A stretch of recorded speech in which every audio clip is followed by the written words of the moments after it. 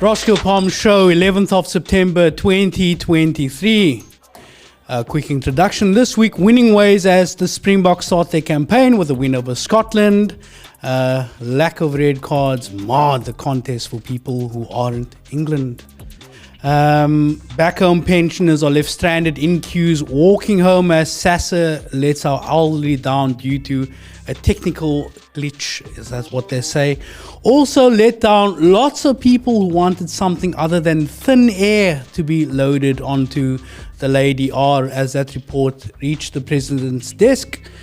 The executive summary released, and it just turns out much ado about nothing except for the economic sabotage. Finally, we need to talk about the opposition in the city of Cape Town as the electricity pricing ripoff, I would call it, continues. Welcome to the Roscoe Palm Show. It's been a minute, Nantle. How have you been?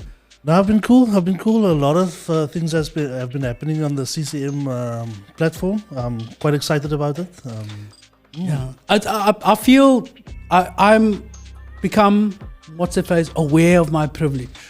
What privilege is this? The privilege of being on this network. I mean, wow. I've just seen, we had an amazing show, Joe Zone with Mark Lottering. That was the highlight for me. I have to give credit where it's due. Ryan or Joe Zone, as we, am I allowed to, can I name the, I think Ryan. Can I call him Joe Zone? I think Joe Zone. I'm going to call it him Joe Zone because there's another Ryan that started to work with us. Yeah, behind the scenes. Joe Zone is a brilliant interviewer. Nah, he's good. Watched him with Vincenzo Pastor, who was telling a very traumatic story about loss and life. And I don't know if Joe Zone is aware of how good an interview he actually is. I think he's aware. I think he knows. So now and then he reminds me. But the thing is, you know what I credited that for is because we spent more than a year, 2 years, where it's just me and him on YouTube, and we went live, 50 people watching, sometimes no people watching, and we just honed our skills, me behind the decks here, and people are beginning to see what we do on the platform as well. But there was many hours of practicing, you know what I'm saying, and making mistakes with the babbling heads as well. So he's honed his skills, and he's good at what he does. He makes people feel very comfortable, and then he gets away with a lot of stuff. You know what I'm saying? You just want to tell things to the guy eventually. He gets I've learned from Joe Zone. I have, and I've sent him a message to tell him, like, look, I like this about what you do, etc., etc. So it's really good. And then look, I want to tell you this. Mark Lottering said he can't stay. He said, dude, can we to Ryan the Booker, can we keep it just under an hour? Because he says I'm really not that interesting. I'm like, dude, you Mark. Yeah. But anyway, but the brass stayed almost for an hour and a half, more than an hour and a half actually. And it was like, okay, now you very comfortable. He really enjoyed himself.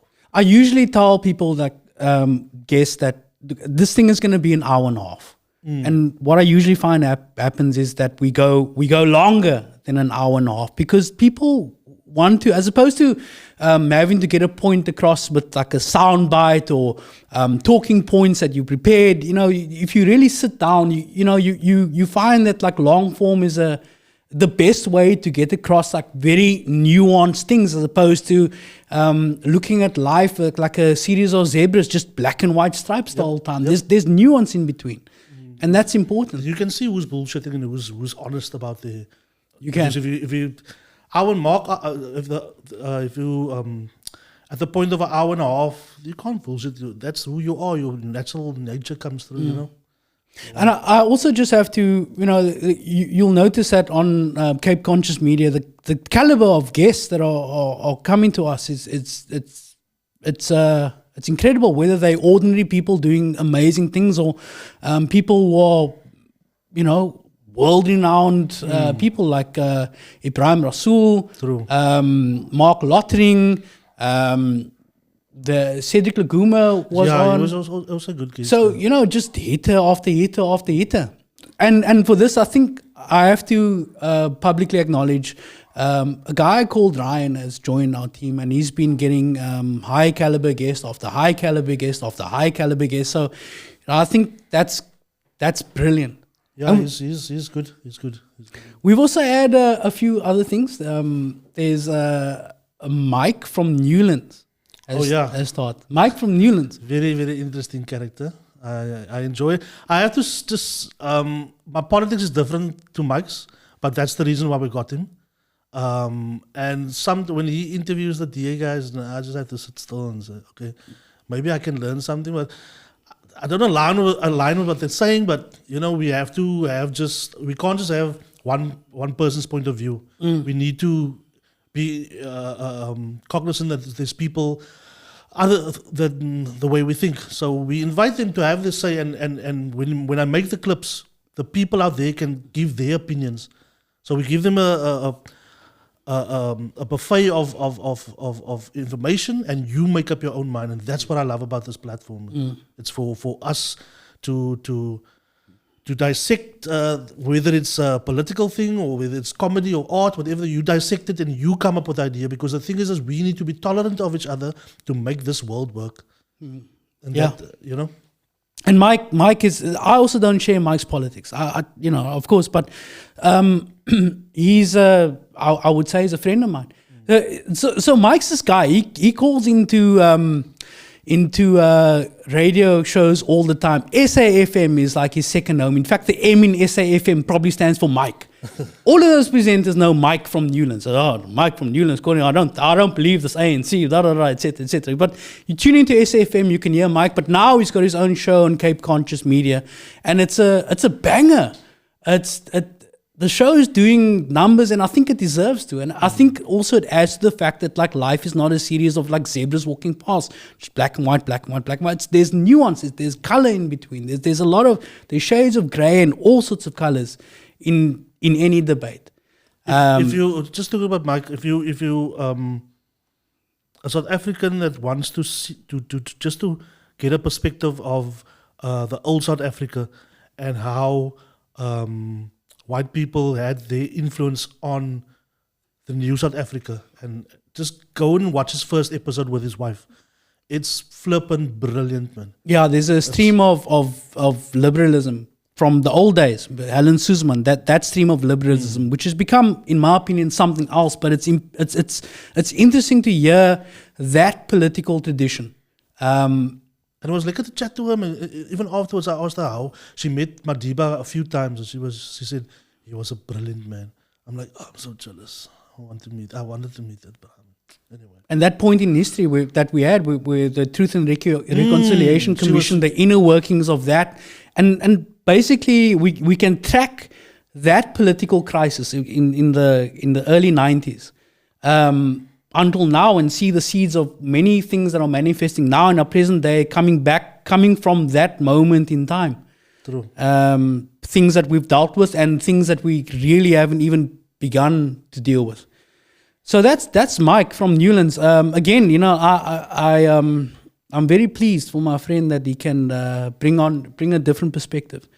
And we've got a new podcast called That's So Life. I watched it I watched it a day later with Nazli and Tasha. It was that's also one of those okay, this is going to sound bad, but females can chat. They chat. Listen, men are bigger gossips than women could ever hope gossip. to be. I'm not saying gossip. Men are bigger chatters than women can ever hope to be. But that we talk. But they just talk, but they it's dope conversations. And we had Nazli. They actually had a female podcast here, 343, a couple of last year, and we brought them back, and now it's more structured with Ryan. So yeah, it's gonna be a nice one. They're very talented young ladies, but like chap. No, but that's good. I mean, we're in the talk business, exactly, so we got to talk. We have to talk. Exactly. And happy birthday to Nazli, belated birthday to Nazli. She did the podcast on her birthday, and it was the guest Nathan. Yeah, Nathan Smith. Nathan Smith, interesting guy. Not spelled Nathan. It's spelled Nathan. Nathan. Yeah. Nathan, yeah. Yeah. It was a really nice conversation, and at first I had to get, because it was the first episode, I had to get the rhythm, because I can sitting behind the desk, I can feel everybody's rhythm already. So that was a new experience for me, how they navigate through the conversation. But they handle it like pros. Yeah, it's very good, and that's the. I want to know more about Nathan. That's the mark of like a good interview. It's like, wow, that's interesting. I spent like an hour 20 minutes with you. I want to spend another hour 20. I want to come to your restaurant. I want to meet you. I actually want to go. Yeah. I want to go. Yeah, it sounds. We should go. Actually. I think yeah. Cool, man. Natasha mentioned something on when in That's Our Life. She said like, look, struggling with electricity. I mean, Natasha's a mother.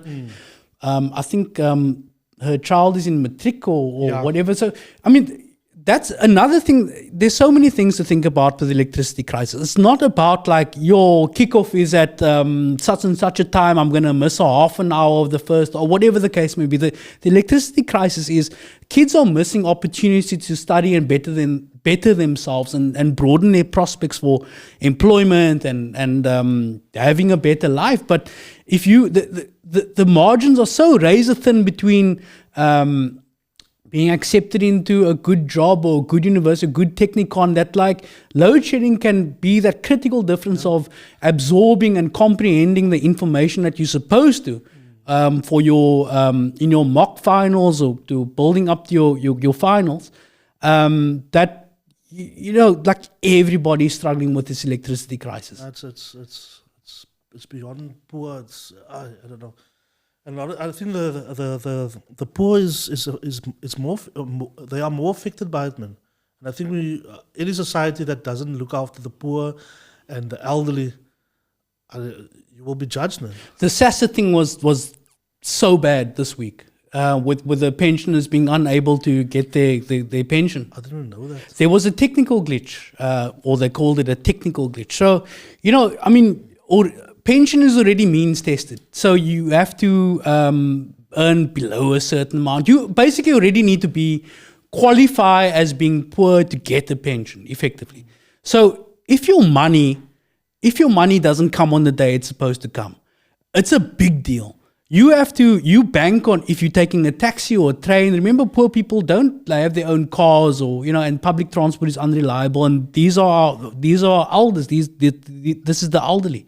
If they are going to walk to a pension place or take a taxi or bus to a pension place, with what is close as to an assurance that you're going to come back with money, and you don't get that money.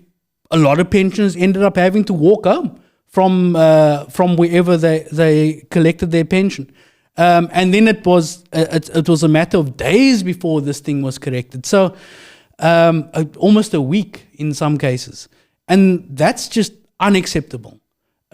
We can't go on technical glitch, fine, apology, fine, but we need assurances that that's not going to happen again. Plus, they need to give some sort of apology. I mean, you go to a restaurant, somebody screws up your order really badly, you get it on the house. They should at least be given something, extra 50 Rand in the next pension, something apologies mean nothing. Make me whole again. That's what we need to be doing. Yeah, we need to be, I think if you're in government or whatever, you need to be wanting to serve people, man. And I think that should be your driving force, not just a paycheck at the end of the month. So we were talking about electricity. So you, in the dark, when in load shedding, people are getting screwed because there's no electricity. So you can't cook. And this affects the poorer among us even more, because if you're lucky enough to have a job in the country that has the highest unemployment rate in the world, you need to leave work. You need to plan your life around an inefficiency that we were warned about 20 years ago. We were told that there was a report that said we're going to run out of capacity to generate in the near future. That wasn't acted upon. Nothing was action from that, or very little, or there was inadequate planning around that. So the crisis immediately comes. Now that's well documented, and there's a lot of blame to be shared everywhere about this load shedding crisis, and it's going to be a while before we get out of this. I think we're in a better place than we were a year ago when it comes to planning. Still, instead of getting an F on the report card, we're now only getting a D, for example, when it comes to planning. But another crisis that is particular to the city of Cape Town is how expensive this electricity is. Now, I spoke with SANDRA Dickson from Stop City of Cape Town. Now, SANDRA and Stop City of Cape Town have been at the forefront of doing all the research and examining exactly what the city of Cape Town do with water, with rates, with electricity, with all of these things. And we will get to that interview, but I think as I was going through this interview, we recorded it on Saturday, and as we were talking, a thought just came into my head. But like, this is a Facebook group doing the job of the opposition of the city of Cape Town.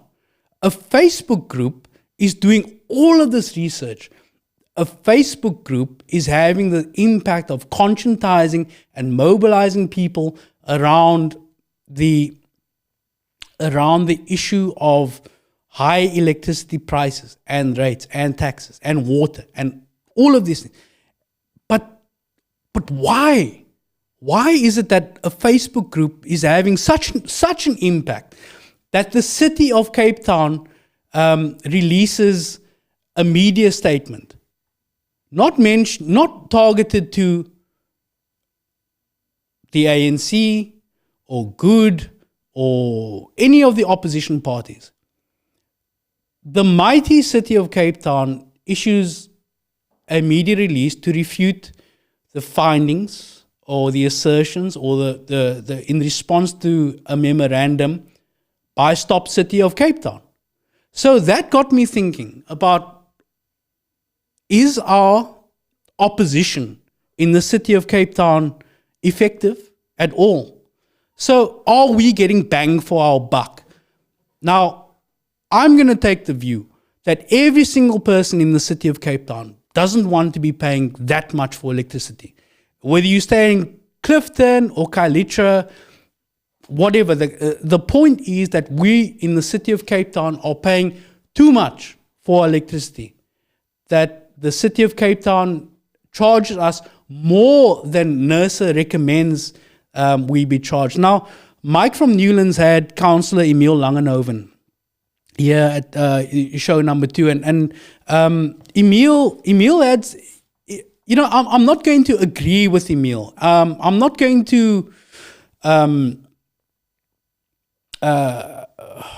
can I put this? I don't agree with Emile on a lot of things. And Emile says that when Mike asked him, why did we have this increase of above NERSA? Emile said that they had public knowledge that the rates increase was going to be X amount.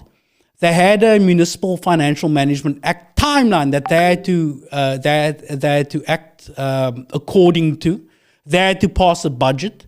And Emile says, we were almost confident that this was going to be the rise. Or we believed it was reliable information. So the budget vote came before the NERSA hike. Now, I understand Emile. Emile Langenhoven is the City of Cape Town Council for the DA. He can't be an expert in water and sanitation, electricity, whatever, human settlements, everything. So I know what happened with Emile and where this line comes from, that we were almost confident that this was going to be and that's why we acted, because this is the MFMA timeline for passing a budget in the city, whatever, Emile would have been harassed on his Facebook page, in person, at his ward meetings, whatever, saying like, Emile Langenhoven, you are a City of Cape Town Council for the DA, the ruling party in the City of Cape Town. Why are we paying so much for electricity. What's happening, bro? And Emil would have gone like, listen, I don't know. Let me find out for you. So I think this line came from city officials. It's a classic CYA that, hey, we thought that this was going to be the case, whatever. So Emil, I understand. He's playing the game. He has to effectively cultivate a voting audience and give these, I wouldn't say spin because that's an ugly word, but massage and quell in his base or potential base or DA voters base. Like, no, we thought it was going to be this. So we enacted it and it turns out that it wasn't. So that's why I thought, look, let me go into a deep dive about this electricity price rise thing. But that should have immediately, even yesterday, the year before, been scrutinized by a functional opposition in the city of Cape Town. Now, are we getting bang for our buck? Let's look, first of all, before we look at the bang, let's look at the buck. Now, a City of Cape Town councillor or a City of Cape Town councillor gets an annual salary of 541,000 Rand per annum. This is before tax, right? So, plus they get 40,000 Rand per year on cell phone allowances. And, I can understand that. You have constituents, you have to phone people back, etc. 40,000, okay. 40,800 Rand to be exact. Plus, they get special risk cover for their vehicles worth up to 750,000 Rand and transport allowance, pension fund contributions they get paid for. So, a City of Cape Town councillor is well taken care of. And that's at the lowest level. This is an ordinary councillor, not even a sub-council chair. A sub-council chair earns the same as a MACO member. That's a different issue. I know exactly why they made those things parity. But all in all, per year, just the salary alone. Forget about the cell phone allowance. Forget about the pension contributions, the transport allowances. Forget about all that stuff. The 43 ANC councillors, in total, 23 million per year. That's what we are paying the official opposition in the city of Cape Town. Now, the role of an opposition party is to have a look at what the ruling party are doing, to hold them to account, to put them under such a fine microscope everywhere they go that it disciplines the ruling party into hopefully doing the right thing. An opposition party is supposed to be gathering intelligence and not be caught flat-footed when things suddenly happen. Like, for example, the taxi strike. There should have been intelligence about that. If we go further back in time, the day zero, the desalination plant that was built at massive cost and then given away to the private sector. The opposition should have been aware of that, or at least going through this thing with such a fine-tooth comb that should the city of Cape Town even think about doing anything in an inappropriate or non-procedural way, that it just would be out of the question. But in the lack of an effective opposition, the government, whether it be national or provincial or even local, has a license to act with such impunity that they could actually do things that are illegal and get away with it. So 23 million Rand per year. And it sounds like I'm beating up on the ANC. The opposition has. Well, the EFF. If you want to take that 541,000 Rand per year and add the EFF into it, add another 10 councillors. Add another 541,000 and multiply by 10. Add another 5 million to that. If you want to include the Cape Colour Congress, add another salary for 7 councillors. So, at huge cost, and I don't want to use the word taxpayer because everybody's a taxpayer. If you are unhoused and you buy a loaf of bread, you pay value-added tax of 15%, so you are a taxpayer. But the that is what a functional opposition is supposed to do. So let's go to this. Let's have a look at what the opposition is supposed to hold the ruling party to account. Now, at the end of March, there was a fist fight between the DA and the ANC during a council sitting. Remember, the figure I want you to keep in mind is 23 million rand. We're paying 23 million rand for this, right? A fight breaks out in the city of Cape Town, in council rather. The issue at hand was,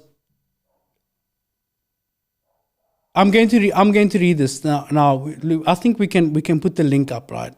This is from News 24. Pay attention to this headline. Watch Cape Town Council Speaker to probe fist fight between DA ANC. The City of Cape Town's Council Speaker Felicity Purchase said she intended to urgently look into how a scuffle between ANC and DA members broke out during a council sitting late on Wednesday afternoon. Purchase told News 24, I will be scrutinizing all footage and evidence related to the disruption of yesterday's full council meeting and apply my mind thereto in accordance with the Code of Conduct for Councillors to determine whether any matter ought to be referred to the disciplinary committee. Late on Wednesday afternoon, angry ANC members threw bottles at DA members, prompting Purchase to adjourn for a few minutes. Now, we are we're 3 paragraphs into this, and also at the top we've got the video in the news article. But why were they fighting? Here is where we get to the nub of how ineffective the ANC is as the opposition in the city of Cape Town. The ruckus started after the tabling of a disciplinary committee report on a probe into claims that Cape Town councillor Zahid Badruddin had tampered with an electricity meter at his home. This is the way to, and then they have a fist fight. So this is how one snatches defeat from the jaws of victory. The headline should have read, prominent Cape Town City of Councillor cleared in electricity tampering. Or some allusion needed to be made that this guy, Zahid Badruddin, tampered with electricity meter. There's a lot of evidence to suggest that he did. He was around the crime scene. He was around the murder weapon. The glove kind of fitted, but we can't say with 100% certainty. We can only say with 99% certainty. That should have been the headline. That should have been the big opposition win in the city of Cape Town. A prominent DA councillor may have tampered with his electric meter. Instead, a fight breaks out. Now, you're probably wondering how that fight looks. Let's have a look at that fight. Let's have a look and see what opposition politics looks like in the city of Cape Town.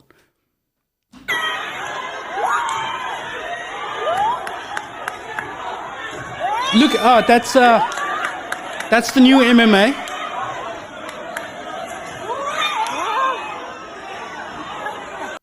I mean,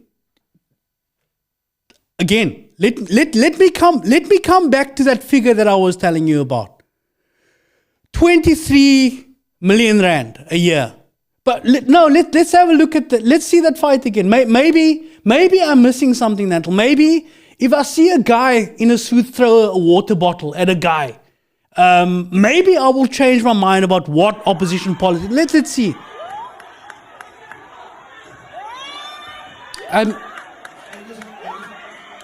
Can I feel my mind and my heart changing? I don't know. Did that do it for you? Did that? Okay. Whoa. Let's give it another go. Let's watch like 2 seconds of it. Let's see. Maybe. Let's see when the guy puts his chest into throwing that water bottle. Let's see. Here he comes. Let's see. Okay, you know what, Nantle? I'm convinced. That's how we are supposed to do opposition politics in the city of Cape Town. It's easy to outsmart them, basically, put it that way. Because, it's sad, man. It's sad, and even from why they were doing it, I don't know. I have no answers to it. But you see, that's not the end of the story. That's just context. That's a prequel to the I can understand that. I can understand that politics is theater, and that was a good play. That's the EFFication of our polity, effectively, where you're taking these spaces and you're turning everything into a site of gratuitous protest. Again, so the story should be Zaid Badruddin, electricity box tamperer, allegedly. May have been, probably, same as the OJ thing. Did he do it? Probably. Can we prove it? Probably not. Now, that was in March.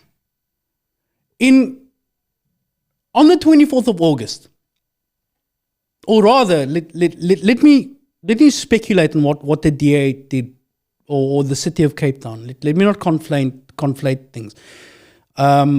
One and the same to an extent, but let's be exact with our language. I suspect then that what happened was, and we heard from Emil Langenhoven on Mike from Newland show that Emil says that they had a meeting about what happened to secure the safety after the fist fight, and I think it's right that you should secure the safety of people in a workplace. That is a place of work. Any place of work, if there's a threat or any kind of reason to believe that there's going to be violence against workers, you have to put in place measures to ensure that doesn't happen.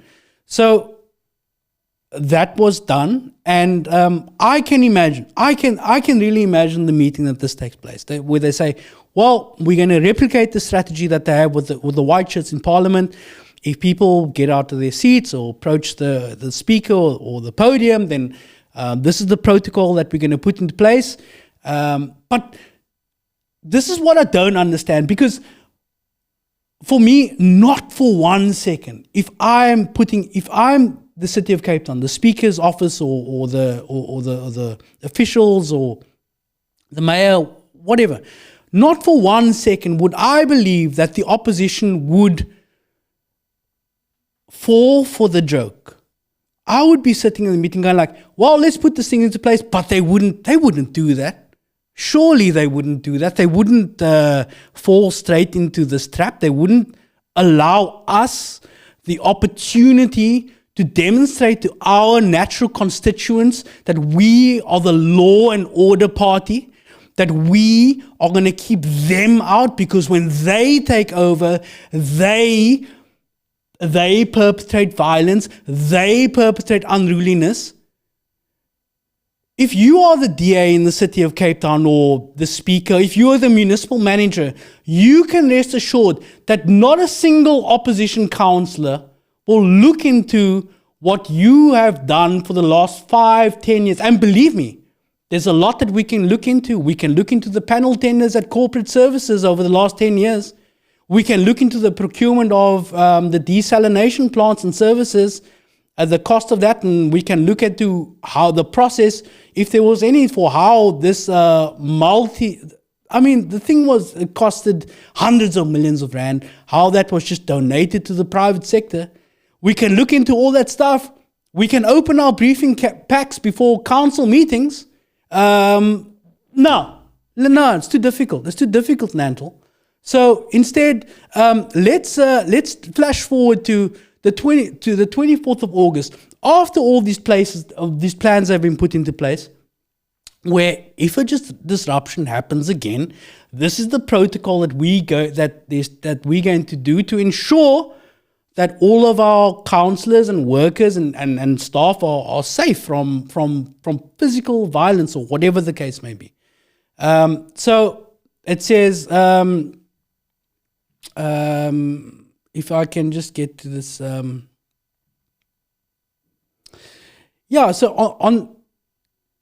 on the 24th of August, some opposition parties locked out of Cape Town Council meeting after disruptions, mass sitting. This is 3 months. This is August, March, April, May, June, July, August. 5 months after the fist fight that we just saw. The City of Cape Town Speaker, Felicity Purchase, says she will scrutinize the Chamber's internal CCTV footage after chaos and disruptions marred a sitting on Thursday morning. Rowdy EFF members were removed after disrupting Mayor Jordan Hill-Lewis's opening speech. EFF members held up banners reading "JP Smith must fall." Smith is a mayoral committee. We know who JP Smith is. Tempers reached boiling point when other political parties joined the EFF and chanted for the release of impounded minibus taxis. Okay, so we had Ibrahim Rasool here about 4 weeks ago. And he made the point that the City of Cape Town, or JP Smith, engineered and used the crisis of the taxi strike for electoral purposes. Again, look what they do when they take over. They are driving over pavements. They are unsafe drivers. They are over them. And we know who they are in the popular imagination of a standard issue, I would say casually racist, conservative, DA voter. The casually racist, garden variety, conservative DA voter. I don't understand how the opposition in the City of Cape Town would so easily fall into that trap with no nuance, with no subtlety. Now, and again, this is how to take the most people with you is the art of politics. And business owners, white business owners in Cape Town, black people who are living outside of the areas of economic activity, colored people living on the Cape Flats, wherever. Everybody was impacted by the taxi strike. Every single business, every single person, every single individual, every single school learner across society. But to almost make yourself the avatar of the taxi strike in the City of Cape Town is just...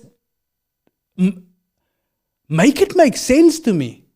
I don't understand what the strategy is. They could have done, and I'm all for cooperation between the EFF and the ANC in principle, on principles.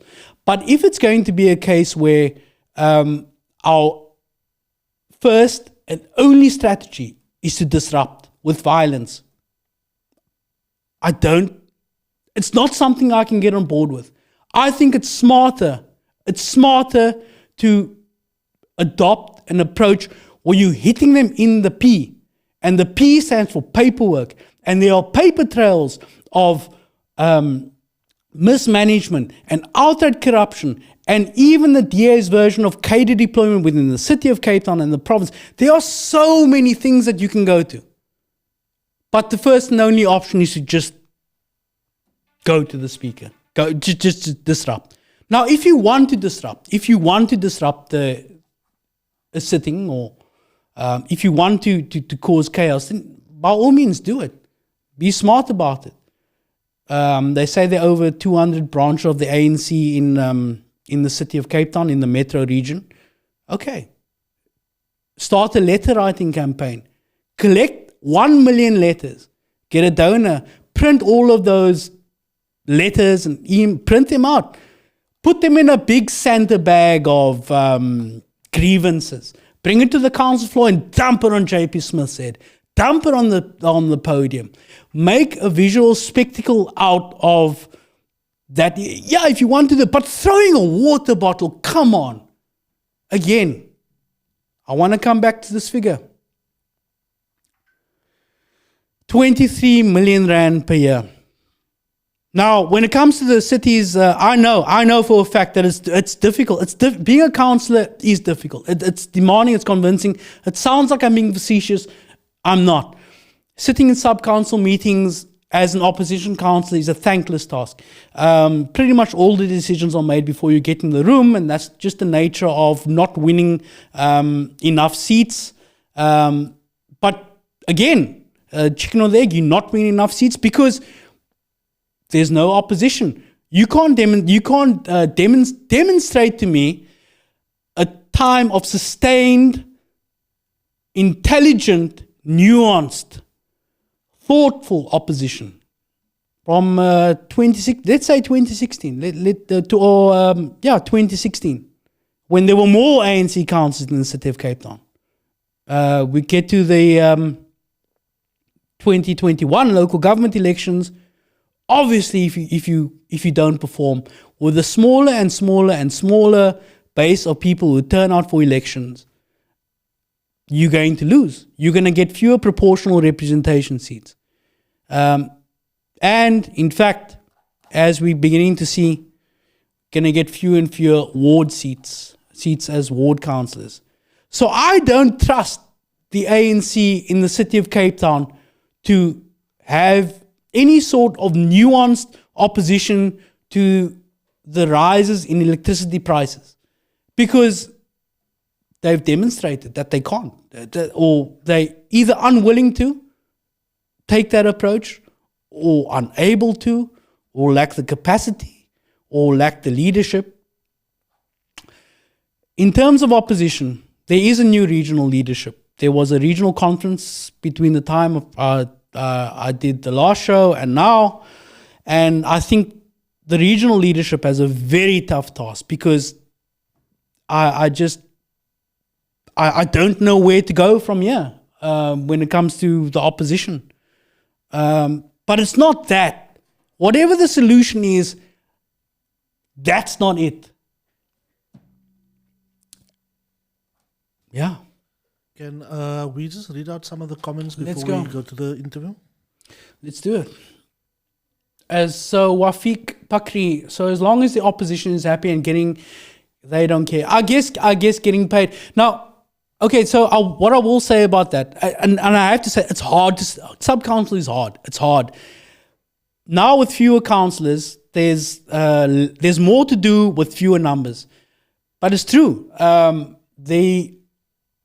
The one time you do find bipartisan consensus is that is when it's time for the city or the province to either pass salary increases, or, as is the case in the provincial legislature, to create more seats for more members of the provincial legislature. So I understand what Wafiq is saying. I really do. And that's the sentiment. And that's the thing that's fueling this like anti-establishment populism. Ironically, because it's a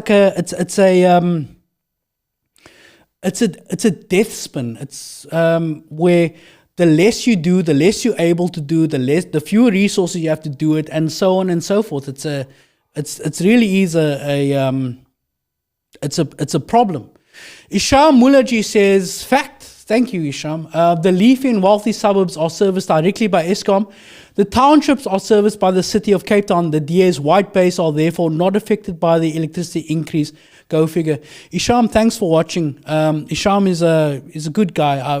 Isham and I have sparred in the past, of course, many times. But the one thing that I think we definitely agree on, is that things have to change within the organization of the ANC so that it can affect change for the majority of the people, the poor that Isham is talking about. Wesley Newman says, hi, Sandra Dickson. Wesley Newman, of course, the former principal, and in my mind and in my heart, still the principal of the great Heathfield High School. Andre Fontaine, funny how the DA, Federal and Western Cape Premier are standing at the High Court fighting for high tariffs while they also increase like crazy, 3% more than NERSA.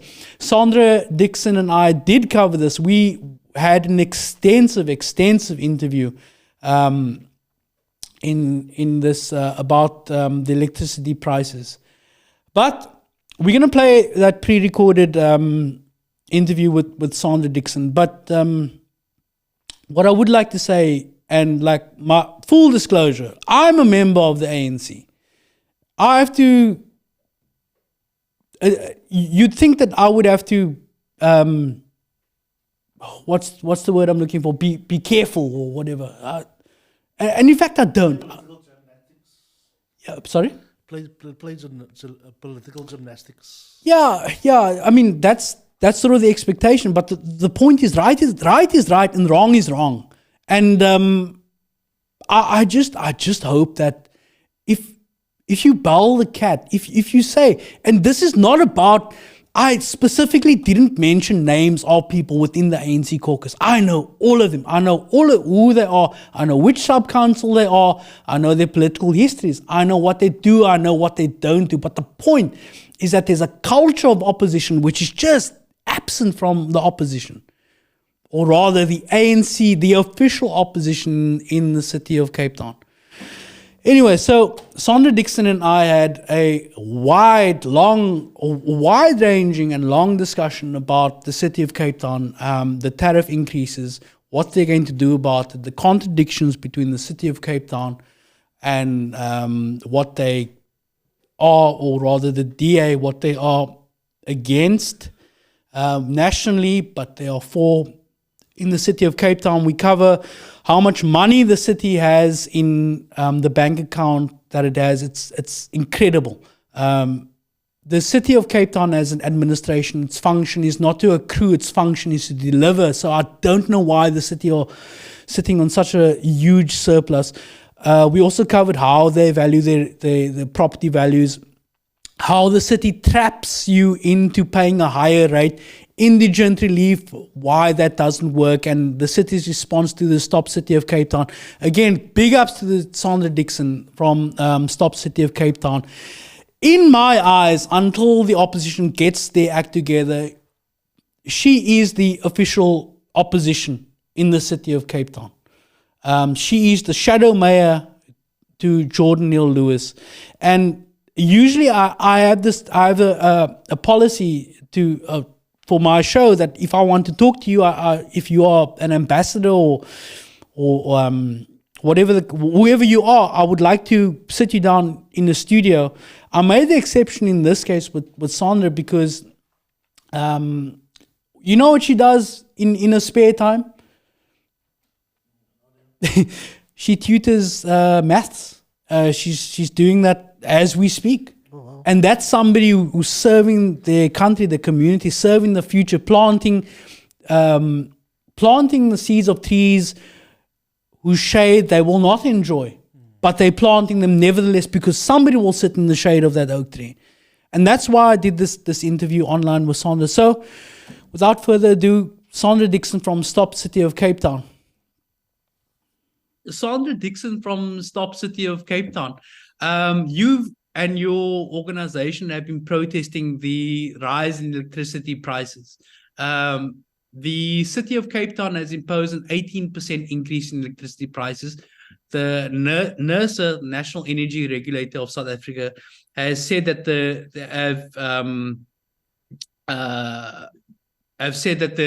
the rise should be 15%. So how are your protests going? Our protests are proceeding pretty well. We managed to get a response from the city of Cape Town, though we regard it as inadequate. Just to give you a little bit of background, initially the increase from NERSA to Eskom would have been 18.65%, and to municipalities 8.45%. However, towards the end of March, beginning of April, NERSA put out a comment for public participation where they asked for comments for an increase of 15.1%. That was early April. And therefore municipalities knew for around 2 months before July that was on the cards. And then NERSA issued the firm directive towards the end of April, early June, that was indeed going to be the case. So municipalities had ample time, and most of them did adhere to nurses' ruling. For instance, Tshwane, their Buffalo City, lowered their tariff increase, and so did a couple of other municipalities. So the city of Cape Town remained almost the only metro that stuck to their 17.6% increase across the board and 18.6 cents for their fixed home charge. Now, Sandra, on a sister show, we had Councillor Emile Langenhoven, who claimed that before the city of Cape Town imposed the 18.5%, they had what he says, public knowledge. We were almost confident. We believed it was reliable info that the raise would be, the increase would be 18.5%. And then according to the Municipal Financial Management Act timelines, in terms of the city being able to pass a budget, they then went on that public knowledge that it was going to be 18.5%. Now, do you dispute that this reliable public information? How do you think that they got to their figures if this is in fact the case? I, for the life of me, cannot understand how a well-run municipality like the city of Cape Town could go on public hearing and hearsay. There are definite documents out there that NERSA issued. And if the city did not receive those documents, which is virtually impossible, then they could claim what they are claiming. However, there had been a directive out from NERSA in the beginning of April already, where they alluded to the 15.1%. Then if the city did not know that their 17.6% would be accepted by NERSA, why did they then put in an application, an additional application in for their 17.6%, which exceeded the 15.1%? Now, otherwise the city was applying for some sort of an increase, and why would they, if it was already approved, or if they could assume that the increase was actually in line with NERSA's ruling? And then the last thing is, the city also took NERSA to court very early in June about this very same thing. So I've never heard of anybody taking anyone to court on hearsay. Why did the city take NERSA to court? What is the issue? The city made an urgent application in the High Court of Pretoria because of NERSA's 15.1%. So if it was hearsay, they wanted it to be, they wanted it to be 18.5. They went to court so that it could be 18.5%. Yeah, 17.6. 17.6. They were unhappy with the 15% increase that NERSA put forward, and they wanted that to be, they took NERSA to court to increase. Yeah. Yes, and please note, that is the 15.1% they didn't know about. But they went to court about it. I mean, it's laughable how the narrative of the city changes when they come under pressure. In any case, they went to the court. That was early in June, like the 3rd of June. They made an urgent application in the High Court of Pretoria to have NERSA's 15.1% overturned. The judge looked at it, and it was thrown out of court because it was not deemed an urgent case. Even though it's not urgent, is it still on the roll, or was the case thrown out completely? It's very much behind the scenes and hush-hush. We do know that the city had a closed meeting to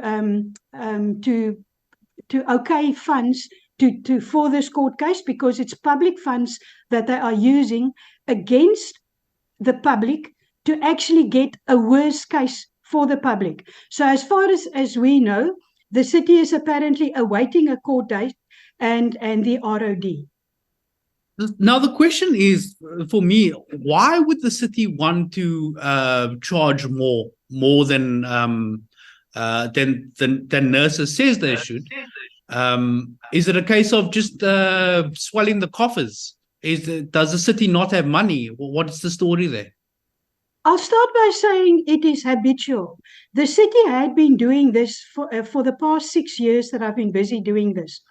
The city, around about 2017, 2018, the city started approving tariff increases which were above the NERSA approved tariffs for them. Because apart from the 17.6%, the tariff increase, NERSA also approves a specific RAND tariff for each category, for each municipality, and that is published on the NERSA website annually. So habitually, the city started doing this because the city is maximizing their income. Now, in essence, there's nothing wrong with doing that, but every single municipal act says affordability and fairness need to play into this whole thing. But the city has got a one-way way of reasoning, and that is the city wins and the public loses. And that is exactly where my fight is, because we believe that the city should be equitable, fair, and their tariff should be affordable. And then I did hear you say something about that the city needs the money because they cannot afford it. That is totally untrue. Okay. If the city says that. As we speak, they have, according to a report from July, they have around over between 7 and 10 billion rands that's basically only gathering interest in the bank. It's not committed to anything. And they made a surplus of 4.5 billion for the past financial year. And a city can only have a surplus that large if they overcharge with their tariffs. There's no other way that the city can generate such a huge surplus. Now, you talk about the effect on the poorest of the poor. Is there no, the city obviously has some sort of indigent relief or some sort of relief for people who can't afford the basic services. And it's got a massive amount of money in the bank that it can be used to subsidize the poorest people in the city of Cape Town. What is the city's approach to indigent relief when it comes to electricity, when it comes to rates and taxes, when it comes to that sort of relief? In the last couple of years, the city did jack up their indigent relief quite a bit. However, pensioners and the disabled are non-people in the city's books, because the type of the relief that they get is almost not to mention. But let's get to the indigent. Now, for years, the city had a very unfair policy towards the indigent. So let me explain it to you this way. In their other two categories, which is the domestic and the home user, people got charged a certain rate up to 600 units. And after that 600 units, they went into a higher tariff. Now, what the city did for years with the indigent is that only went up to 350 units. So from 350 units onward, the people that the city was so-called helping immediately went into the 600 category and were charged exactly the same as the home user and the domestic tariffs. Now, what the city did now is they increased that, because we've been, Stop City of Cape Town, our organization had been highlighting this year after year after year, because it is blatantly unfair that the so-called people that needs to be helped are in effect being charged more than the ones that's not being helped, if I can call it that. Right, so what the city did this year is they extended that 350 units to 600 units at a reduced tariff of around about R2.11, which we are very, very happy about. However, in the one sentence, the city says, yes, we will charge you the same tariff up to 600 units, but if you use more than 450, you will be moved to the domestic tariff, to the high tariff. So how do we bring these two things together? Now, it does not happen immediately. Apparently, this move happens twice a year. But if you exceed your 450 units, after the city is widely encouraging people to go up to 600 with their pricing. How do you put those two things together? So happily somebody will go and say, yes, I can buy up to 600 units, and in a month or two's time, they get migrated to the domestic higher tariff. Now, is there any sense in that? Yeah, when you move from to the higher tariff, you are on that higher tariff for how long? Permanently? For the month? Forever. Forever. Forever. The only changes is with your property value. So every 4 years, the city has a bonanza when they do a property valuation. Because, for instance, with the latest property valuation, many properties that used to be valued under 500,000, they are now over 500,000, and they lost their free units. And various speakers of the city, the very first one a week after it came out, said it affected 10,000 users. Then a week or so later, another person came onto the radio and said 4,000 people were affected. They just, when they went to the shop to buy units on the 1st of July, and they used to get free units, which is 50 units to 60 units that they used to get free. Now, for a person that hasn't got money, that is quite significant. All of a sudden, the free units weren't there anymore. When they inquired about it, oh, sorry, sir, your property is now valued, for no fault of yours, but your property is now valued more than our threshold. And then the other category is your home user. If your property is now all of a sudden valued more than R1 million, now you attract the 252 rands fixed charge of the city. Again, we get inundated with emails and people telling us that what is this new 252 rands on our bills? And for any person that budget 252 rands, that is significant.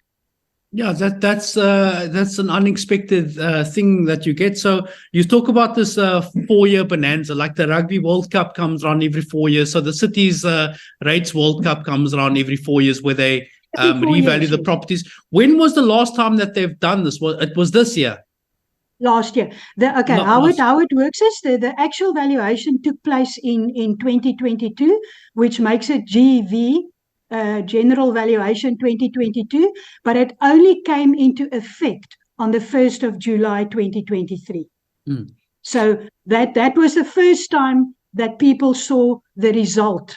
That was when people got a surprise. Yeah, got it. Yes. Now, the thing is, can NERSA not sue the city of Cape Town, or is there no way that that national government or the regulatory bodies can intervene in this? I mean, I'm just talking about the increase, the over and above NERSA recommended increase. Is there no ways that anything can be done with it from a national level? Well, NERSA has got the power to intervene. However, they have to follow the country's laws.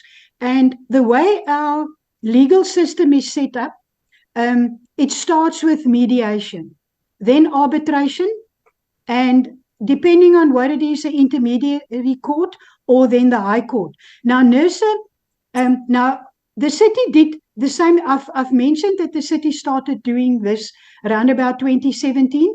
And it hadn't been that visible. And if you give me a minute, I will explain to you why I'm taking it as far back. However, in the recent history, last year, the city increased our tariffs by 9.6% and NERSA approved 7.47. Now, NERSA checked them on that. And in the beginning of this year, around about April, May, NERSA had 2 mediation sessions with the city. It didn't come out to anything, and before it could go to arbitration, the city took NERSA to court.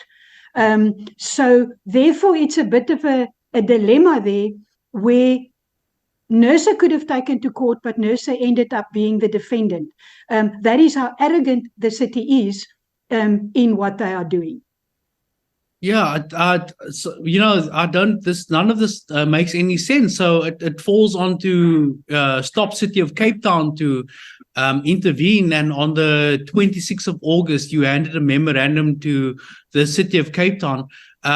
Before I go into the response, I want to go through the memorandum and the demands, because I think a lot of these are very reasonable. Number one, we demand that the city immediately amends the illegal 17.6% it added to electricity tariffs on the 1st of June 2023 to the correct NERSA figure of 15.1. You can say, why can't the city then just immediately do that? There's no reason except arrogance that the city is not doing it. The city is not used to being opposed, or let me rephrase, being successfully opposed. And I really am going to give this example. If somebody becomes dishonest, they start with a little thing. They take a button, or they take a coin, or they take something small. If it is not checked and not noticed and addressed, which since 2017 hadn't happened, okay, then it's sort of, you take 2 coins and you take 2 buttons, and eventually it becomes a habit. And that is how this behavior started, and what it had become. Because now it had become so big that everybody is noticing it. Previously, people did not notice, so a few people complained about it, but the general public did not understand. But since now that it's affecting every single person, the people lost their free units. It's not the first time that it had happened, believe you me. But people lost their free units. They all of a sudden get this levy on their accounts, and it's become public knowledge. 2.5% is 2.5%. Over the 2 years, it's 5% that the city has taken from us. So I think it has become more visible and more easier for the public to digest, and actually feeling the pinch and wanting to do something about it. Now, the City of Cape Town, I'm going to go through the memorandum in a little bit more detail, but they issued a response to it. Their response to point number 1, that to revert to 15.1 tariff increase and to use surplus bank balance.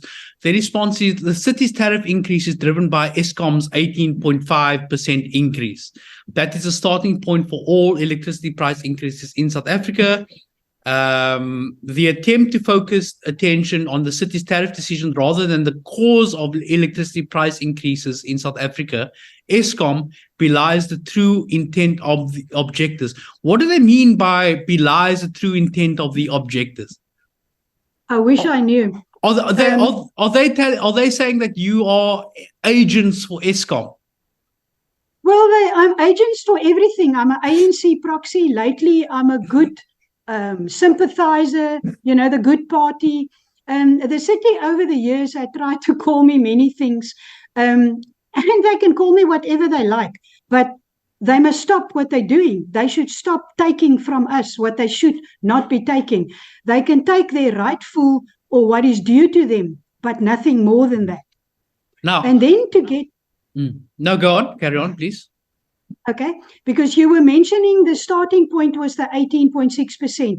Now, the city themselves put out a graphic that says 70% of their costs are directly attributable to Eskom. So yes, 70% of their costs attracts the 18.65%. Yes, but 30% of their costs are salaries, overheads, and your general day-to-day things.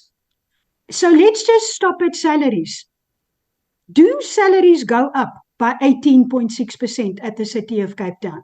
If it does, there would be quite a larger outcry than what had been up to now. But the point that I'm making, 30% of their cost does not attract the 16.5%.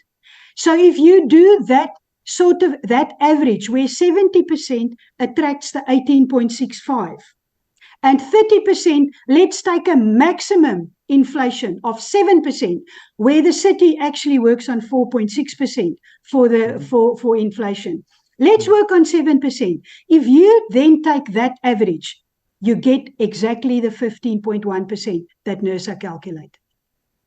Now, again, the city has issued a response to the memorandum, sort of point by point. Some of it makes sense. A lot of it, to be honest, it doesn't make sense. So, Stop City of Cape Town has said, as asked in point number 2, we demand that with immediate effect, the city removes the unregulated 37.6 cents added to every unit we buy, and cease to subsidize the rates department by taking 10% from Eskom revenue. What do you mean by that?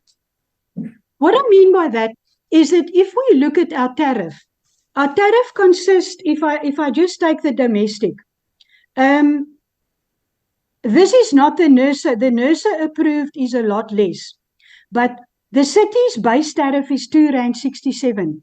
Then they add 37.6 cents. Which brings it to R3.05 without VAT.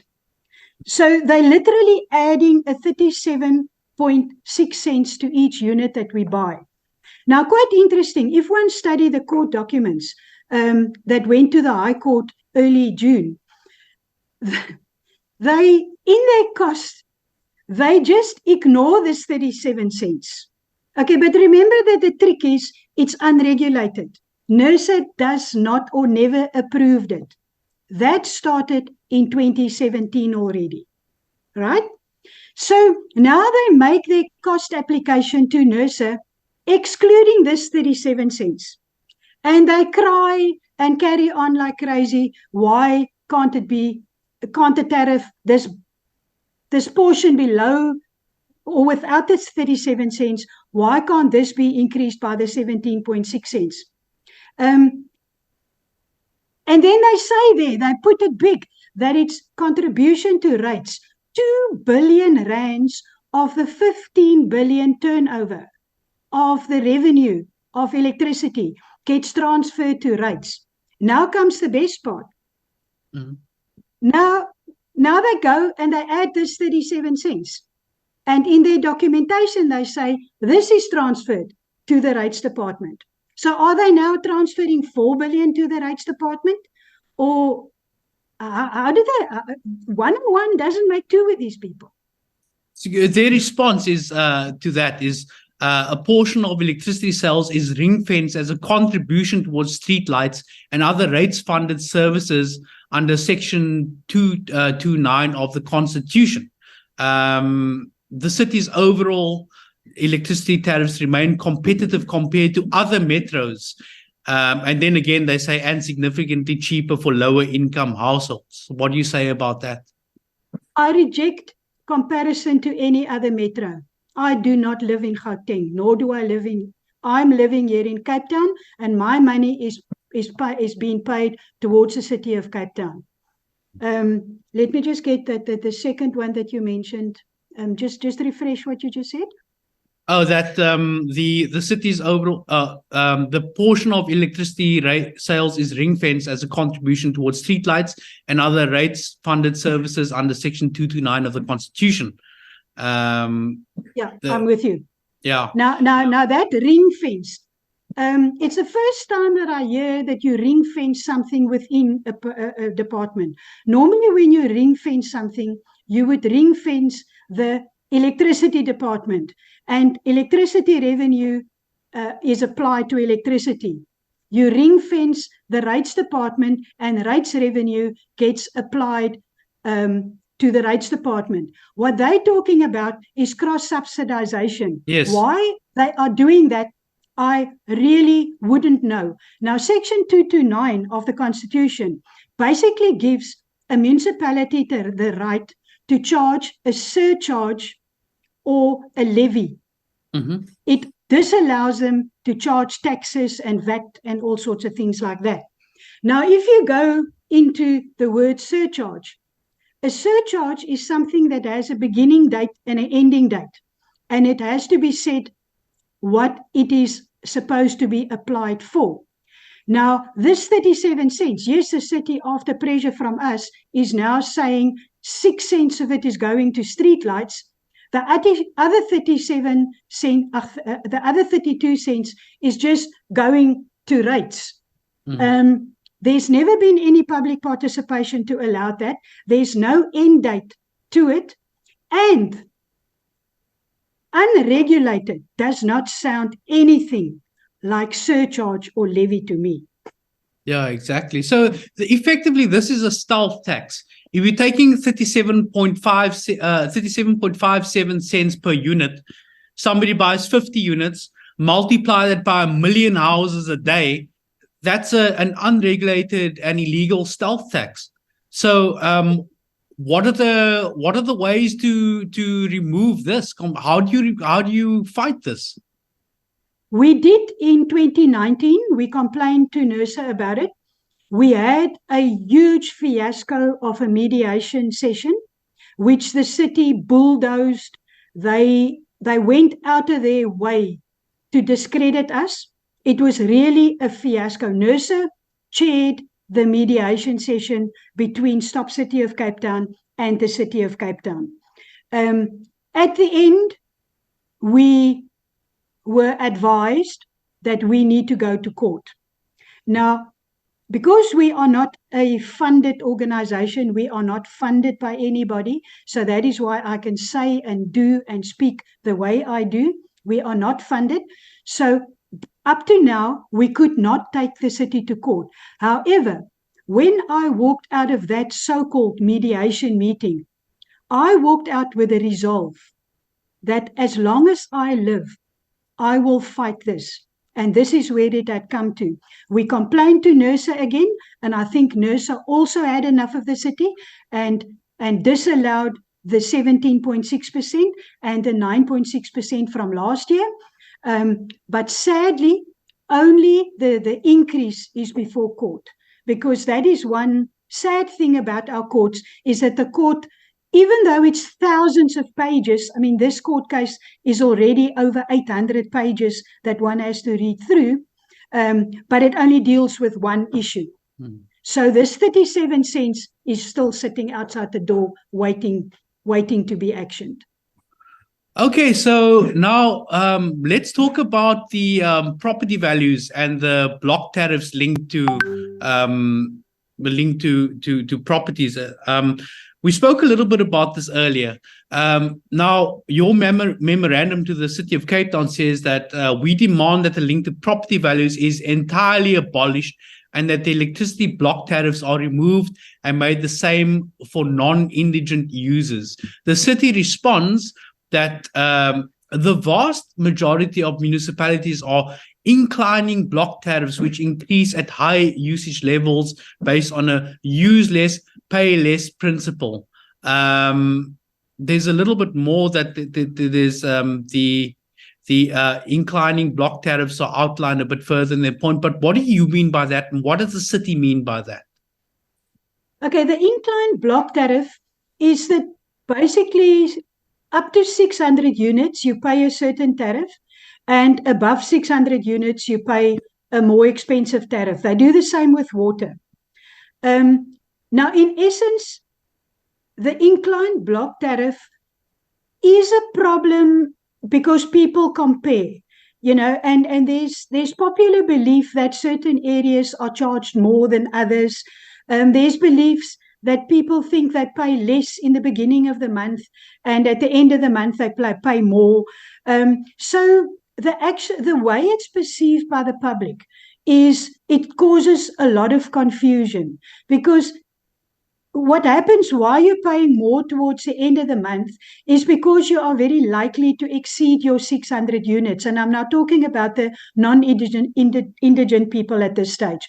So it's more likely that, say, by the 25th or the 20th of the month, you may be exceeding your 600 units and you would go into a higher tariff. But a valid point that people make is that this happens at the end of the month when their money is finished. So that is what makes it an unpopular way of charging. And where it has its origins, as far as I can ascertain, is that they want to curtail usage because of the energy scarcity in South Africa. They actually want people to use less, so therefore they are using pricing to achieve that. Which I can understand. However, now on top of everything, linking it to one's property value really makes it a can of worms. Especially in the case where if you have a development that happens next to a poorer or lower value property area, the property values go up. So it's not a case of the people still have a certain ceiling to their income. We have such a high unemployment rate, and it's almost your rates or your property value increasing. It's just a function of random occurrence and random luck. It's not really a case of you improving your property or your neighborhood improving in any way, but the city would then reap the benefits of that increased property values. Yeah, indeed. And there's a lot of controversy around how the property valuation is being done. It's mostly done by comparing sales in an area. So your property gets attached a value which has got a bearing on the amount of properties that were sold in that area, say for the last couple of years. Now we've been examining this valuation role, and there are some areas where there were one property sold in a period of 2 years. Now, how can you determine then an area's property value based on 1 or 2 or 3 sales? So that is just one thing that I can bring in against it, except I can say that there's a lot of controversy around the way that the city values properties.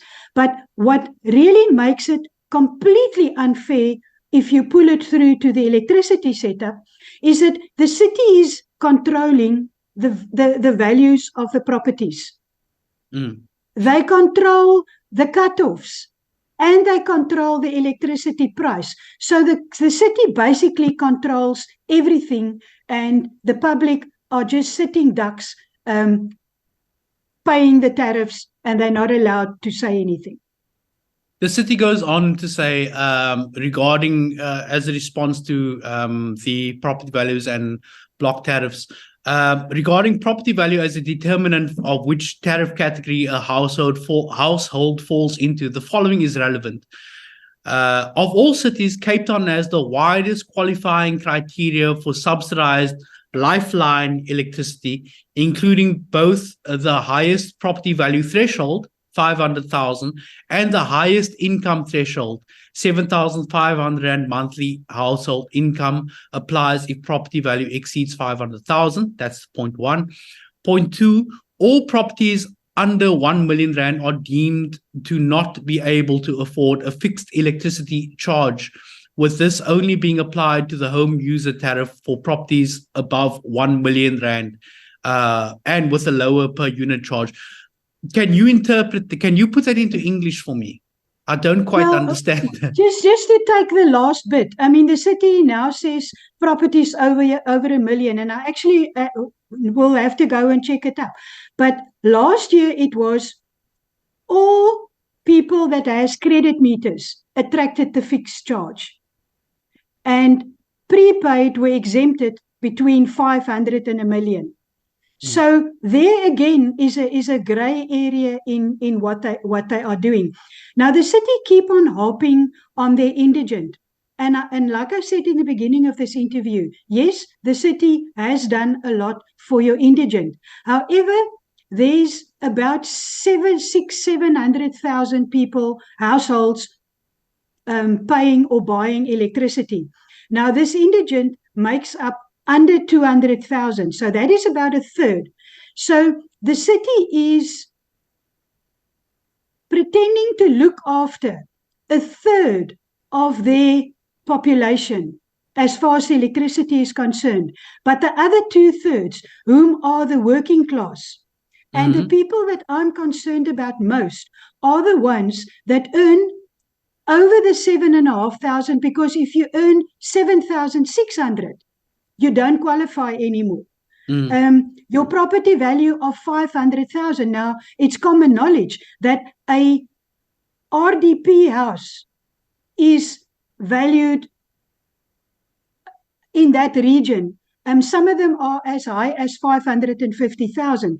So it is just the city is harping on their indigent, but they forget about the working class and how they are pushing the working class. I hate to say out of their homes, but that is what is happening more and more. Because the other interesting thing that observation that I make from this year, if I compare it to the other budget years, this is the first year that we are inundated by people that cannot pay their bills, people that has got problems that had fallen into arrears, and all of a sudden, the debt collection policy of the city had come into the spotlight. And if you ask the question why, it's because a significant amount of your working class are now being impoverished by their huge municipal bills every month. And it's not just the working classes, it's particularly the vulnerable, like pensioners. And especially after what happened with SASSA this week, I think I really agree with point 4 of your memorandum, which would be, it's very short and simple. Pensioners should automatically receive rebates, which must include free units similar to indigent, and the fixed charges and levies should be waived for pensioners. The long queues and red tape draining pensioners when they repeatedly have to reapply for their rebate is shameful. So what happens with pensioners generally in the city of Cape Town when it comes to fixed charges and levies and rebates, rates, taxes, electricity tariffs? Well, pensioners, let me put it to you the way it works. The only assistance that pensioners get, and that is in a category under, if they've got a monthly income below 22,500, but it's a sliding scale which slides from the 22,500 down to 7,500. So if you earn 7,500 and less, you get 100% property rebate. But then you can also apply to be indigent. So if there's any pensioners listening out there and you're a pensioner and your income is actually below 7,500, you can register as indigent and you can get other help. You can get free electricity units. You get assistance with your refuse removal and stuff like that. But between 7,500 and 22,500, it's a sliding scale where you can get up to a maximum of 90%. So I take it if you earn 22,500, you get 0. And if you are just above 7,500, you probably get 90% reduction in your rates bill. But you still pay your levy, you pay your 252 electricity levy, you pay your water levy, which is around about 100 rands, you pay fully for all your services. So you get, the pensioners get no other relief but property relief. Now, you say that the long queues and the red tape draining pensioners when they have to reapply for a rebate is shameful. 100%. What is the process of reapplying for a rebate, and how were they made to reapply by the city's processes? Well, okay. Listen, I just lost you now. Can I just No find problem. you back? I don't know what's the. How do I find you back? Oh, it probably just went to the bottom. Okay, sorry. you found me. You found me. Yes, I found you. Now, I thought I'll carry on talking your voices, but I want to see you. Okay. In terms of non-pensioners, those people have to apply for their indigent status every year.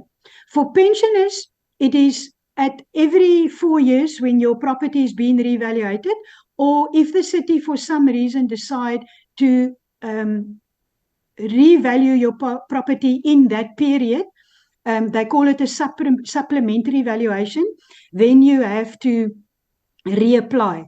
Now, there were all sorts of, how can I put it, talk around the application, but the saddest thing that I hear commonly, the theme commonly is that old people sit there, or somebody has to take his mother that's like 85 years old to go and sit in a queue. The city now says in their response, yes, one can apply via online. I never got a reply. Yeah, it's easier to lose things that are online than in person. So look, how can that's one of the things that like the city has to take care of the elderly, in my opinion. The city's response to that, pensioners are only required to apply for benefits once every general valuation cycle, 3 to 5 years. Beneficiary is 60 years of age or older who would like to reapply for the benefits do not have to visit the city's contact centers, as you said. Renewal SMS is sent to applicants. May I interrupt you? Of How course. many of those people know how to use a computer? That's exactly. They sent an SMS. A renewal SMS is sent to applicants from the Consumer Profile Bureau with a link to complete the declaration form via a sulfur, as you were saying. Beneficiaries can then confirm their financial status and upload photographs of their original required documents. The city is always looking for ways to improve its customers. You know, it's a lot of hoops to jump through if you already 65, 70, 75 years old. Yeah, 80 years. Yeah, the city thrives on red tape.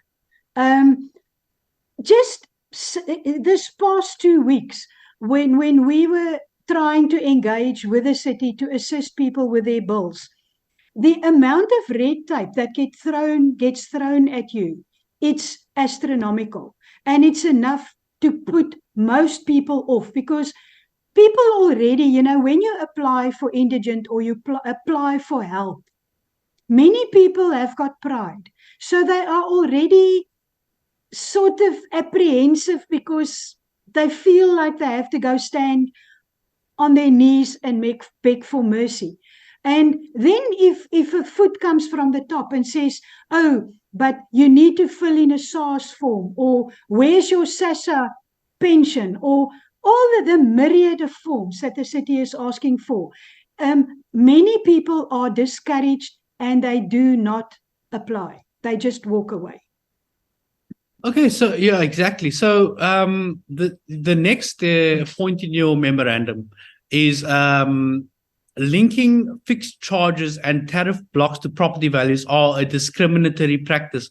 All households should pay a flat rate per kilowatt hour, and only one block tariff should exist, doing away with domestic and home user blocks. What do you mean by that, and what would the impact of that be on the working class resident of Cape Town?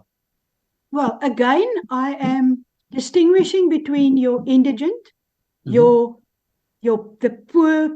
poorest people, the people that the city really trying to help, to give this domestic block and home user block. At the end of the day, when you get to 600 units, these two blocks are identical. right? Yeah. But the city is, I've looked at their numbers, and the city is after that fixed charge. For some reason, they believe that a fixed charge is going to sort all their problems out. Now, that is rooted in that if somebody, for instance, has solar panels on his roof, or a business generates its own electricity, then their consumption will go down. Now, the city is trying to safeguard themselves with these fixed charges.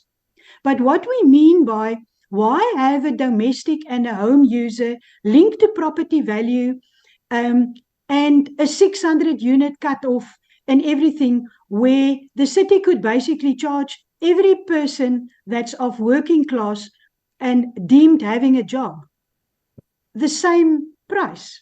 Why all these fancy footwork around setting a tariff? Yeah. I mean, the city says that in a way that they say their response is that customers on a home use tariff, property value over 1 million rand. That's what a home user tariff is, a property value over 1 million rand.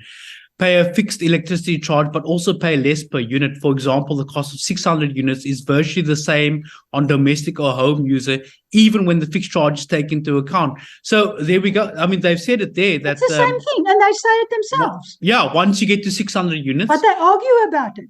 Yeah, exactly. And their rationale is fixed charges are vital to a sustainable electricity service, as it ensures a degree of fixed revenue without vulnerability to declining electricity sales, an inevitable trend due to the rise of diverse renewable energy sources with the city. So effectively, yeah, but vulnerability to whom?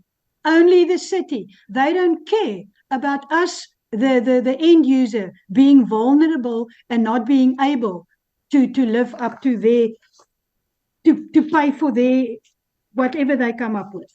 So effectively, the more people move off the grid, for example, the more the people who are still on the grid would have to be charged by the city, even though they're sitting with with billions in the bank and counting. Yes, that is something that I've been pursuing for years as well. And I said elsewhere in our interview, in a July 2023 report, the city is reporting a provisional surplus of 4.5 billion for the last financial year. They also mention a 7 billion that remained intact from the previous year. Okay, so it looks like the city's memory only goes 2 years back. Then if one look at the city's cash balance, there's 17 billion. So somewhere between 4.5, 7 and 17 billion lies the truth.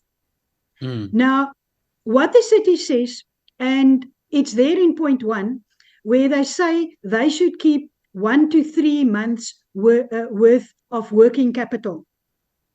Yes, that is true. Now, currently the city's figure for that is 1.6. Now, let's do a little bit of easy math. The budget is 70 billion. Around about 10 billion of that is capital. So let's work with the operational budget. You know, that pays the salaries and the petrol and everything. Now, if you divide that by 12, that's easy. 60 divided by 12 gives you that the city works with around about 5 billion a month. Right? Now, all that 5 billion is not paid out in 1 month, but let's assume they do. And that factor is 1.6 that they report in their reporting. So that means their working capital is between 8 and 9 billion. Granted, yes, working capital, 3 months worth, city is happy with 1.6 billion. So that takes you up to 8 to 9 billion. They've got 17 billion in the bank. 17 billion in the bank. 17. Over 17, but seven. Okay, 70. 17. 17. Okay, I thought you said 17. Yeah. Yeah, 17 billion. They've got that in the bank. So even if you take 10 billion away, you get to the 7 billion that they do report. That's basically sitting in the bank, being run by fund managers, They're getting interest on it. Good for the city. They're getting interest on it because that is what they're supposed to do according to the municipal laws. But what is the worth of that money? From 6 years back to now, if you take inflation into account, every single year that money is sitting there. It's getting worth less and less. Mm-hmm. And then the critical thing, that money is supposed to be used for service delivery. Mm. The municipality has got no business To be being a business, effectively, accruing profit. Amount of reserve. Yes, some reserves. Some. But again, within reason. Yeah. So then the city hit back hard against the 6 point that you're saying. They say the sixth demand of your memorandum, scrap the 12 months usage criteria for Lifeline and additional criteria that applicant must have a SASSA grant to qualify. They say that it is incorrect that a person must have a SASSA grant to qualify. What do you mean by scrap the 12-month usage criteria for a Lifeline? What is that, and where does the SASSA grant thing come into this? Okay, I come right back to the 450 units cutoff. Mm-hmm. So what the city does, if you apply for indigent, they go and look at your usage for the previous 12 months, and they take an average. Now, that average has to be below 450 to qualify in the first place, right? Then if you do have, now you have qualified, the city then looks at when you exceed your 450 units. And then again, they take a 12-month average. And if that average exceeds the 450, they move you to domestic automatically. The same. You need to apply to get it. As though your property is worth over 1 million rand. You go into that category. Now, the million doesn't come into this now. The million is the second. It's to attract the fixed charge. So okay, so this is if you go above 600 units. Indigent. Okay, so then this is just indigent. Okay. So if you go and take up the city's offer of paying R2.11 up to 600 units, well, if I was in that category, I would put on my heater now, and I would go over my 500 as close to the 600 as I possibly could. Now, you wouldn't be doing that for long because the cutoff is still 450. So if your average for a 12-month period, once you're on indigent, the city takes a checkpoint twice a year. Then all of a sudden you lose your indigent status, you lose your free units, and you are on the domestic tariff, which is considerably higher. In terms, the indigent tariff is R2.11 and the domestic is R3.50. Right. Now, we got told that people, when they applied, they were asked for their SASSA certificates. They had to prove whether they get SASSA or not. In retrospect, I assume the reason might be that if you do get a SASSA pension, the city would deem it as income. Okay. As income. Okay. So, but we still think that the city should look at indigent regardless of SASSA, because why does somebody have to prove that they do not receive SASSA to qualify for something at the city, especially in the light that the Home Office is a nightmare, and for the people, basically that is where a lot of the indigent applications just stop dead, because people do not want to go and stand in those queues just to get a letter saying, oh, I'm getting SASSA or I'm not getting SASSA. Part of the city's response was is that they have is that Cape Town already has the most generous package of subsidized electricity in the country, and they close that by. It should be noted that several of the political parties signatories to the memorandum are in government in municipalities where the number of subsidized units the poor can buy in a month, or were actually cut, e.g. with Theewaterskloof lowering of subsidized units from 350 to 250 a month from 23-24. Now, I know that you are Sandra Dickson from Stop City of Cape Town and not Sandra Dickson from Stop Theewaterskloof. But do you have an opinion about the TWK municipality lowering the subsidized units from 350 to 250? My opinion is that the city had to go and find a tiny little place like Theewaterskloof as a comparison. If it was widely spread and actually worth mentioning, they could have found it in another metro. Why did they have to go to a tiny little obscure little municipality? So I think that is an unfortunate, unnecessary dig at the work that I'm doing and just showing or underlining the city's disrespect for the public. I mean, and that goes to show the political nature of it. Now, you and I are having a discussion about the city, the functioning of a city, without bringing into it the DA. You know, whether it's the ANC, whatever the case may be, any municipality that does this sort of thing is that's something that people should stand against. But TWK, Theewaterskloof, is where the DA doesn't govern. It's governed as a coalition between the PA, the ANC, and the Good Party. So they're doing this part of the statement. They're killing two birds in one stone in the way. First of all, they're saying that, like, look, there are other places that this thing is happening. That are worse off than us, and secondly, the places that are worse off than us are where the DA doesn't govern. So this is an inherently political statement. This is not for Absolutely. the benefit of information. And then I'll just go and I'll take them to Tshwane, to eThekwini, to Ekurhuleni, to Buffalo City. That's not charging 17.6%. They're all charging the 15.1%. So the city is doing nothing but deflecting, because the only selling point they have in their current budget is this lifeline where they actually corrected an error, as far as I'm concerned. That's the only argument that they have. But what I would say it's a bad look for the ANC, Good, and the Patriotic Alliance Coalition in Theewaterskloof to lower it from 350 to 250. And I hope that they will correct it. I know I certainly hope they will. The speaker of the council there, I think he should do some things. I think the municipal manager should make some moves to correcting this. I think that it opens the door for coalitions to be seen as being unstable and reckless with the poor if they didn't do anything about this. Because I think the statement is right as far as that. They give an example of a municipality lowering subsidized units, and it's not a DA-run municipality. I think that should be fixed as soon as possible. Yes. Okay, on to point 7.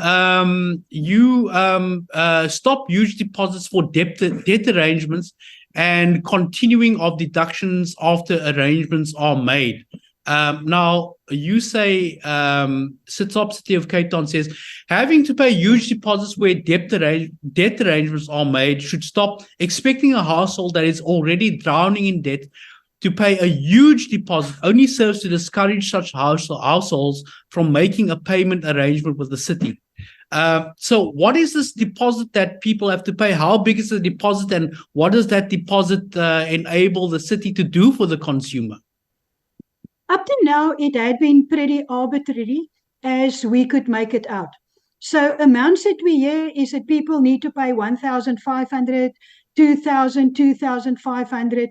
It depends. It seemed to be related to the amount outstanding. What we did find this past week when we tested this is that all of a sudden now it changed to that the current bill must be paid. So you've won that effectively. You've won that. You no longer need to pay a deposit. I'm so yeah. I don't even want to call it winning anything against a city because, but at least, but there's no policy, there's no statement put out there. We just heard from people that went, that previously was asked for a huge deposit. Now they got told the current bill needs to be paid up. But again, if people have fallen behind, now they make an arrangement. And argument's sake, say the arrangement is to pay R1,000 a month on your arrears. Every month you still get a new bill. These people will never get out of debt. Absolutely never. And then I think what the city does is, in asking for this deposit or the say the most recent bill to be paid up, is just another ploy to get blood from a stone. That's the way I interpret. Yeah, the city's response is stop huge deposits. They say this is inaccurate, which confirms that people have, what you're saying is that people have now said, look, you just got to pay up your debt. This is inaccurate. Prepaid electricity purchase deductions do not continue after a payment arrangement is made, nor are huge deposits required. Arrangements are negotiated settlement and are applied based on what is affordable to the customer. Multiple notifications are sent to avoid deductions from prepaid electricity purchases, which is only a measure of last resort if all notifications are ignored. So I think besides the fact that people are getting more and more into debt by the framework that the city has imposed on people, it seems that there is no huge deposit, or no longer is deposit asked for debt arrangements. Yeah. So I'm happy with that. What are your thoughts on that? My thoughts are just that I trust and hope that it's been communicated to all their officers, and that they ceased immediately asking for those huge deposits. That is what one can hope for. And then another thing that the city does, which we didn't address in the memorandum, is now once you've made the arrangement and you then fall behind, then you are in real trouble, because that is when the 60, 70, 80, 90% deduction from your prepaid really takes effect. So how much? How much percentage is deducted from your prepaid meter? That you? They start. It's again linked to property. They start at 30%. Under property under 500,000. Then they start at 50%. And if your property is over $1 million, they start at 70%. And then that appears to us is arbitrarily increased. So if the person becomes a repeat offender, it gets increased, and the maximum currently is 90%. Wow. Now, yeah, so I think that is draconian.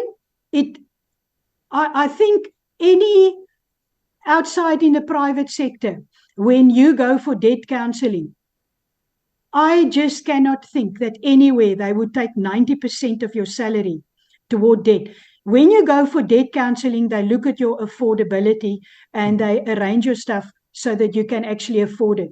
The city does nothing of that. They just go blindly. The prepaid meters had become automatic teller machines to the city of Cape Town, and they, with no impunity, can take up to 90%. So they're using electricity to get their bills paid. And in essence, what I'm calling for is that the city must find a balance. A balance where there's a win-win situation, where the city gets their money, even if it's over 20 years, but the city does get their money, but the people can continue to live. Luckily, I think we've had good winter rain, so this thing called Day Zero is probably not going to hit us as it hit other municipalities around the country. You were saying stop cutting water for any reason. The city's response is the city never cuts water supply. There is always the option to enter into a payment arrangement to prevent any reduction in water pressure to a trickle flow, and the city goes to great lengths to notify customers on how to avoid this entirely. So tell me what your understanding is of how the city treats arrears when it comes to water, and what you want to change.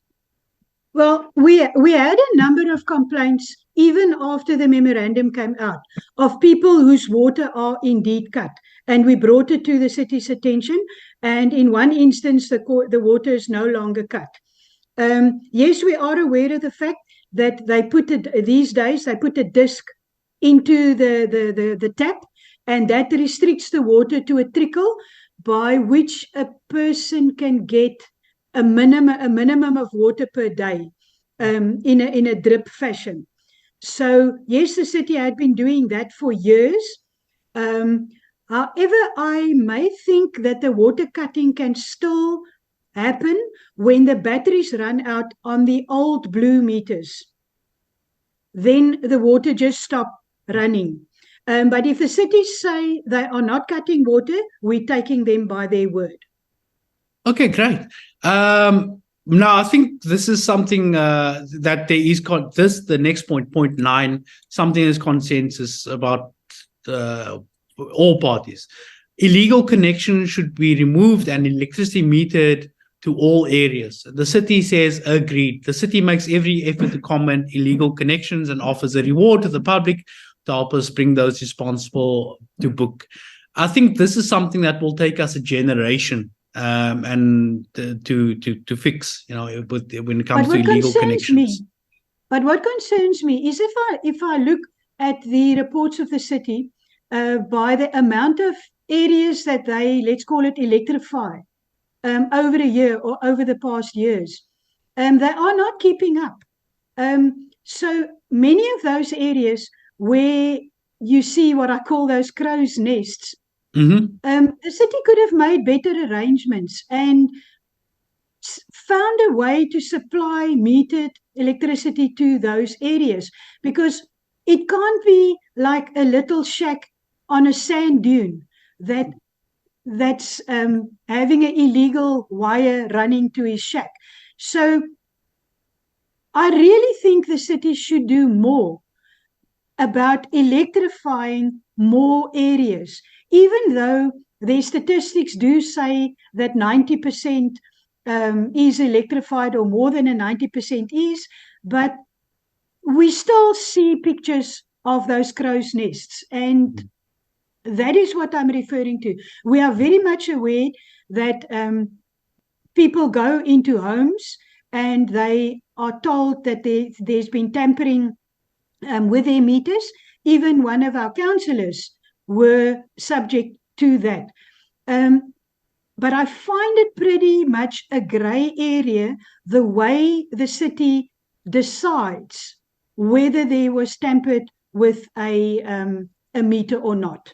I think that should also be put out, clear rules, and tell us how do they determine whether, so that everybody knows and they can go check their meter and see whether the previous tenant or their uncle or aunt or whoever tampered with it. But at the moment, it's like the city walks into a house and people have no idea how to defend themselves. Now, on to point 11, you say, and I think this is revealing, very revealing on the city. All items, this is your demand, all items on municipal bills should be 0 VAT rated. Now, the city's response is, it is not within the city's power to change, as VAT is a national government competency. Now, why defer to national government when it benefits them? But in the case of where they wanting to add stealth tax in terms of surcharges and going above nurses' recommended increase, then all of a sudden it's fine for them to supplant national government. But I would like to see a move by national to make municipal bills, all items on municipals being 0 VAT rated. And I think that's something that national government could actually very well do. But then again, would any government do that, because that would cut the revenue? Yeah, well, currently property rates are 0 VAT rated. The city, as far as I remember, mentioned there that they would like to have the lifeline 0 VAT rated, but they are part of government. They are one of the 3 spheres of government. I do understand it's not within their ambit to actually change the VAT rules, but they can lobby. They can put forward something in Parliament via their DA structures to actually call for this. Why are they not doing it? Or just like they took NERSA to court, they can take Treasury to court. Or they can take But as far as I know, nobody had ever asked central government to zero VAT rate municipal services. Maybe somebody did, then I'm just not aware of it. I hope somebody did, and I hope somebody does. Yeah. Demand number 12, street lights should be switched off during the day to save electricity, as this cost is included in the unregulated portion of the tariff. The city's response is that street lights are kept on to prevent cable theft. The savings in preventing cable theft outweigh the associated energy costs. I'm not so sure about that. I don't understand the rationale behind that, but I'm just going to accept that as a... Well, they're conflating two cost centers.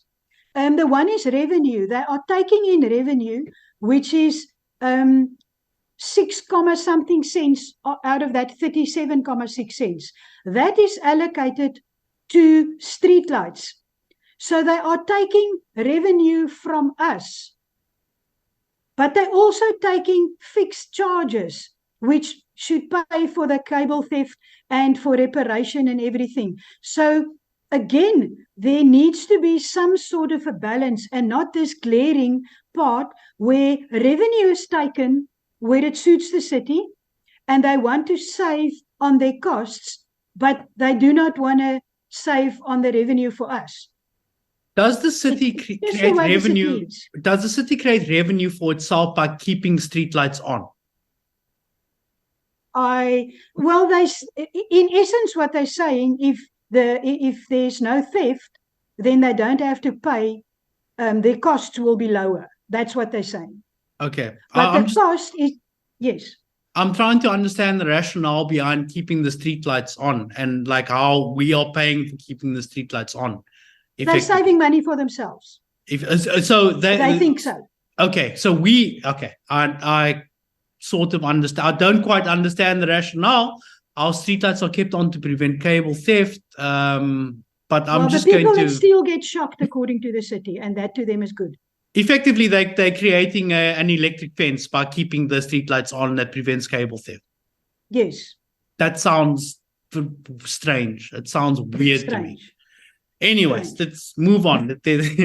Number 13, of your memorandum, households should be given a choice to buy from the city or Eskom directly. Explain to me the rationale behind that.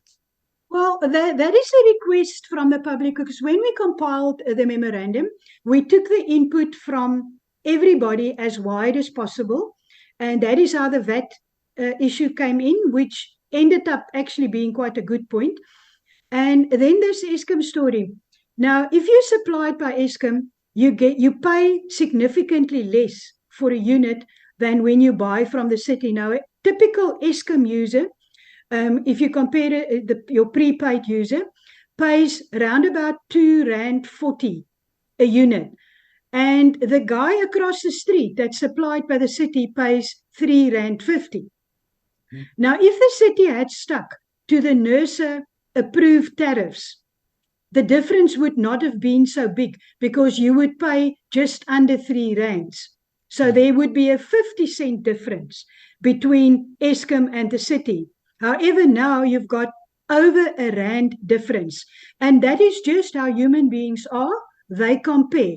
And why should somebody pay R2.50 and another person pays R3.50 for exactly the same thing from the same shop? As the city's response is, Eskom and city supply areas are nationally legislated and not interchangeable. The supply areas are established under the National Energy Regulation Act by NERSA. So that's a technical response. But my question comes, the city is in the process of trying to take over the Eskom areas. Now, how do you gel that with what in the one hand, they're telling us it's impossible to do. It's legislation, it's legislated nationally. But at the same time, they've applied and they're trying to take over the Eskom areas. Again, how do they marry the two? And if they take over the ESCOM areas, obviously then the city's rate would apply, not the ESCOM rate. So it would mean Yes. more revenue for the city, swell their coffers even more, et cetera, et cetera. So they, like you said, they talking out to both sides of the mouth by saying that the supply areas are established by legislation, but they're still trying to take over some ESCOM areas to swell their coffers. Now, the 15 points on your memorandum, we're on point number 14 now. And this is something that I agree with, but the city say that's unclear what's meant by this. Point number 14 is working class not to be exploited to fund non-service delivery expenditure. What is your definition of that demand? My definition is Westgrow, the money that goes into Westgrow, which is not really reported on. Nobody knows what's going on there. Everything is done under the cloak of tourism. We have one very, very active councillor link between the city and Westgrow. And then just, it may be frivolous, and I may be viewed as a bitter person saying that, but examples, the Formula E thing that they had, that's not service delivery related. That should belong in the private sector. The netball tournament and the cost attached to that should be left to the private sector. Nothing says that the city cannot act as a sponsor, but actually hosting the events as in its entirety, basically footing the bill for it. And then there's, of course, the Cape Town Stadium. And so one can carry on and mention a number of things that the city is busy doing that has got nothing to do with service delivery. And that is a problem because the city is doing this in a rapidly increasing manner. So you're saying that the city's revenue that it generates is used for non-service delivery events, like prestige events like Formula E, Netball World Cup, etc. They should rather seek private partnerships than to use money from the city's coffers to fund these events that have no benefit for ordinary working class people living in Tafelsig, Mitchells Plain, Kalitcha, etc., etc.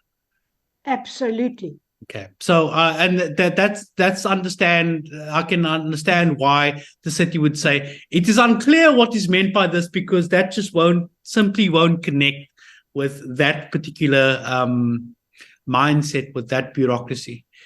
Okay, so the final point on the memorandum is a reward incentive, like free units if electricity is used sparingly.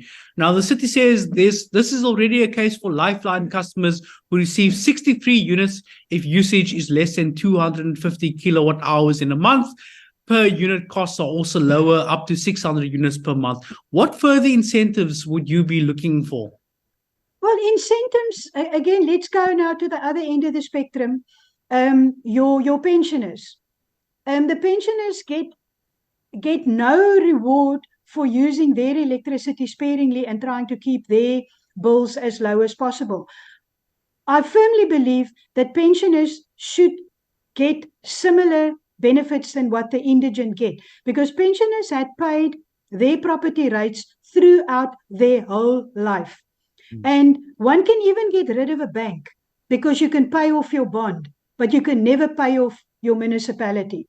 So that is the one thing. And then the other thing is, if people really, really work sparingly, and I know the city's argument will be the people that has got solar panels on their roofs, they will have very low consumption. I do understand that. But what about the person that's genuinely so pressed that he does not put on his heater, he does not keep his television on, he goes under 450 units? Why not incentivize those people with a couple of free units the same way that they do to the indigent?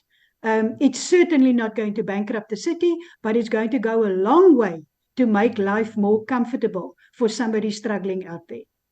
Sandra, just one thing, and you can speak on this for as long or as short as you like. What would a electricity tariff regime look like if you were in control of these, or not you personally, but let's reimagine what we should pay for electricity and what it would look like. What's a better way, in your opinion? One would take the confusion out there into account. And one would simplify this whole complicated, if you do 450 units, then you get that. If your property is 1 million, then you pay this. If you exceed 450 units, then this happens. It is just a draconian, complicated tariff system. And they should simplify it, streamline it, and link it to affordability. And there must be a balance between the city's costs and the setting of their tariffs, where currently the city claims, and in their application to NERSA, they make a cost application. But in that application, the city just leaves out the unregulated portion that they add. So the city needs to really go and sit down and look at a streamlined, understandable to the public and easily, how can I say, to so that the system is comprehended by the public a lot better. And at the same time, yes, they are entitled to recover their costs. And yes, I do understand that they have to make some sort of a surplus to do their maintenance and to expand the electric grid and things like that. But the city, they need to be more transparent. And this little piece here and little piece there, where I can almost use over the years, this adapted model of theirs need a relook. And because you seem to be Stop City of Cape Town seem to be fighting this fight all by themselves on behalf of I think everybody from Mike from Newlands to Michelle from Melkbosstrand to Mark from Kailicha, whatever the case may be, you're fighting on behalf of all Cape Townians of every race, every economic class. Nobody wants to pay more than they have to for electricity. So I'm going to ask you, how has this fight been for you and your colleagues within Stop City of Cape Town? Or what toll has it taken? How difficult is it? Well, it's taking a huge percentage of my time.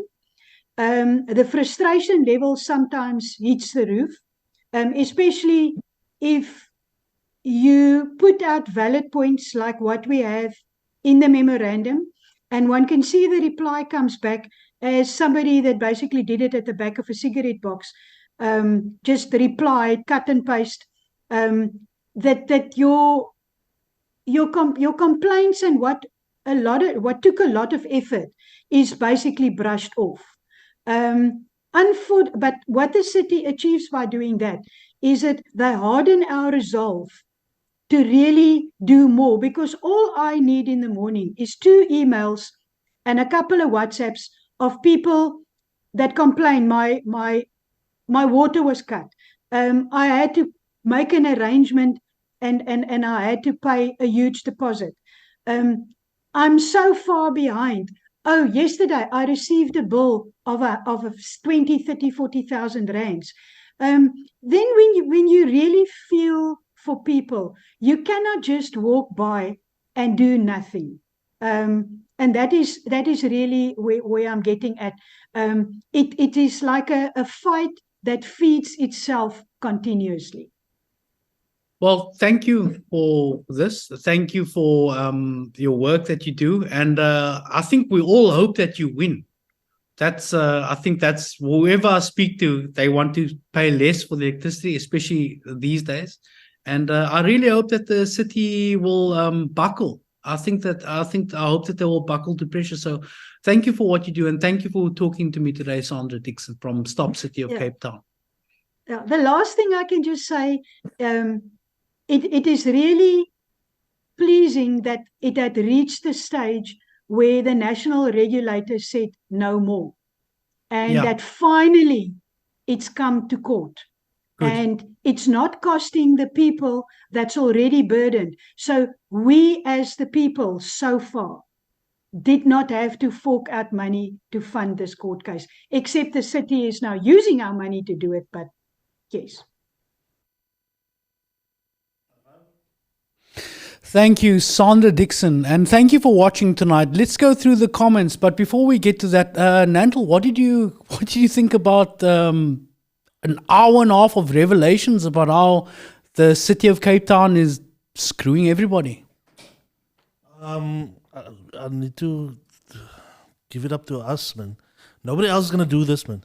So and go this in depth and interview somebody that she knows her shit, man. You know what I'm saying? And it's give it up to new media and for going so in depth. I mean, it's 2 hours and 15. You're getting the deep information, man. And it's you won't get this on commercial radio stations, man, or TV. You know what I'm saying? And Sandra Dickson, the shadow for me, the shadow mayor of the city of Cape Town.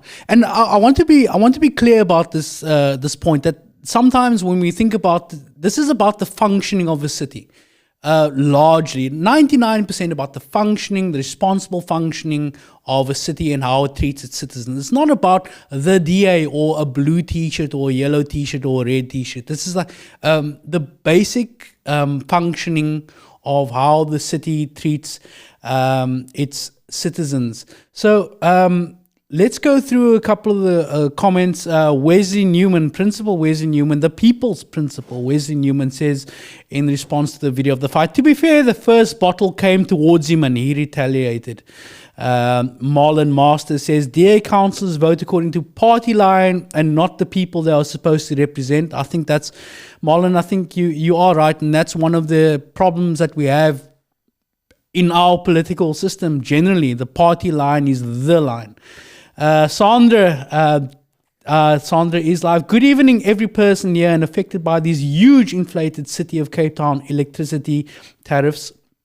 Khadija Saban, so you know the ANC crippled our country. Well, not just the ANC, Khadija. Khadija goes on to say, the DAC and the ANC, the EFF, they are all the same, robbing the poor. There's no relief for senior citizens and the poor. I understand where that sentiment comes from. There is a distance between politicians, what they're elected to do, and the people on the ground, and you can see the results in that. Fewer and fewer people are voting in elections. TNS X-teen says, yep, and the DA is crippling us in Cape Town with this type of increases and levies they charge us on prepaid electric meters and water meters. He goes on to say, we all need to stand together and stop this crap. They work for us and not for them. TNS, exactly. Fahima Simon says, evening, I don't understand what your rates have to do with what your rates have to do with your electricity. One of these days, the pensioners will have to sell their homes because the value of their homes determines their electricity. How can they say they are helping pensioners? Fahima goes on to say, according to Sandra's investigation, we can see the city of Cape Town has been doing this increase for years. So their budget's deadline must have been for years a problem. Not funny at all. Exactly. What is this Municipal Financial Management Act deadline that we are all in thrall of? I don't understand it. Zakira Abdul says, the city is oppressing the poor. The city also removed the septic tank cleaning service and now charges around 2,000 Rand plus to remove this wastewater, of which a lot is stormwater, as the city hasn't provided our area with drains after asking them for 30 years. These costs are becoming unbearable. It's oppression and daylight robbery. Zakira goes on to say, we are still paying water drought levies and dams are full. Dean says, much respect, Sandra, my lady, and I think I can echo that. Zakira says, how can the city evaluate your property if they also benefit from rates increases? Maybe that's a good point. Maybe there needs to be some kind of independent evaluation. I think that's a good That's a good suggestion. Suleiman Staleboom says, hashtag City of Cape Town must fall. He goes on to say, City of Cape Town moet spat. Hulle vat ons mense vir 'n gat. And again, I understand that sentiment. And it rhymes. Exactly. Maybe Suleiman got rhymes and he don't even know.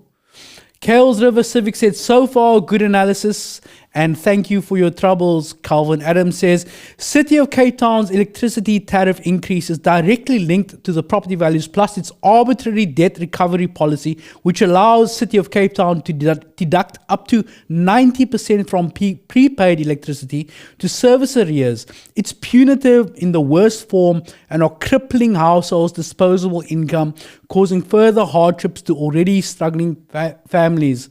There's a word that you don't hear anymore. Disposable income. Disposable income. That's interesting, but it's true.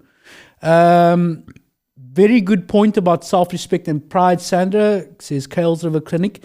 Poster of the day, Helen says, how and why is tariffs linked to property values? This needs to be stopped. Calvin Adams writes, the reapply process is cumbersome and nothing but bureaucratic red tape designed to frustrate people with all the various forms and certified documents required, e.g. SARS certificate, SASSA status, divorce certificate if applicable, death certificate of spouse if applicable, etc., etc. Zakira says once again, so does the city think indigent users don't have big families that causes them to use more electricity? Exactly. Now, for me, Helen's point is the point of the day, the next one that I'm going to read. My mom, a 75-year-old, is in arrears with rates and is deducted off electricity units. A 75-year-old with only government pension income. City of Cape Town clearly plans to get the elderly to become homeless and drive out poor people to live in the streets. It's a sad society we live in. Honestly, it breaks my heart. Now, I like Helena. Yeah, Helen, that's why I said poster of the day. She posts. Check this out coming out. That's one is nice. Thank you for this live shot. More of this needed. As the guy said, commercial radio stations don't address this at all. The guy, Nantle Hopley is the guy. He's the guy. Yeah, I like the guy too. But back to Helena's point about pensioners. We had Carlos Mesquita on our show, I think number 5, the 5th show that we did. And he said that his experience as someone who's unhoused and going through the system of homeless shelters, and he says that most people, or a vast majority of the people in homeless shelters around the city of Cape Town, are people like Helen's mother, a 75-year-old in arrears with rates and taxes, who just can't support this cumbersome tax anymore. And so the option is, if they don't have the options of living with their family or going to a home for the aged, they end up on the streets. That's the cruel city that we live in. So most of the elderly people that you see in homeless shelters are people who've been driven there by poverty. They were homeowners and they fell into arrears, and the slippery slope led to being in a homeless shelter in which there are gang initiation rituals that the elderly, the aged, people who are less fortunate than us just have to pretend that they don't see, cover their head with the pillows and just... Helen goes on to say, City of Cape Town is so out of touch with the demographics income in this province. 0 surveys they do. They don't go out to households. They just assume people can afford to pay a deposit. You make arrangements to pay, then boom, they think you've got the money. Dunning share also. It's so tough. No wonder people in our community constantly feel suicidal, no hope to live anymore when the roof over your head is a big worry due to the way City of Cape Town treats and addresses people. Unqualified staff also. Calvin Adams reiterates the point that Helena makes. A down payment / portion of the debt is required before City of Cape Town will enter into any debt repayment agreement. Info received today from community members. Helena goes on to say, with a postal service down the drain and no mail being received, and old people don't have emails, how does the city intend to inform people other than postal and email means? Some elderly people don't even know how to use a cell phone. Exactly. Also, does everyone feel their electricity units are running at a much faster rate with no additional appliance being used? Helena, again, our poster of the day, thank you so much for your contributions.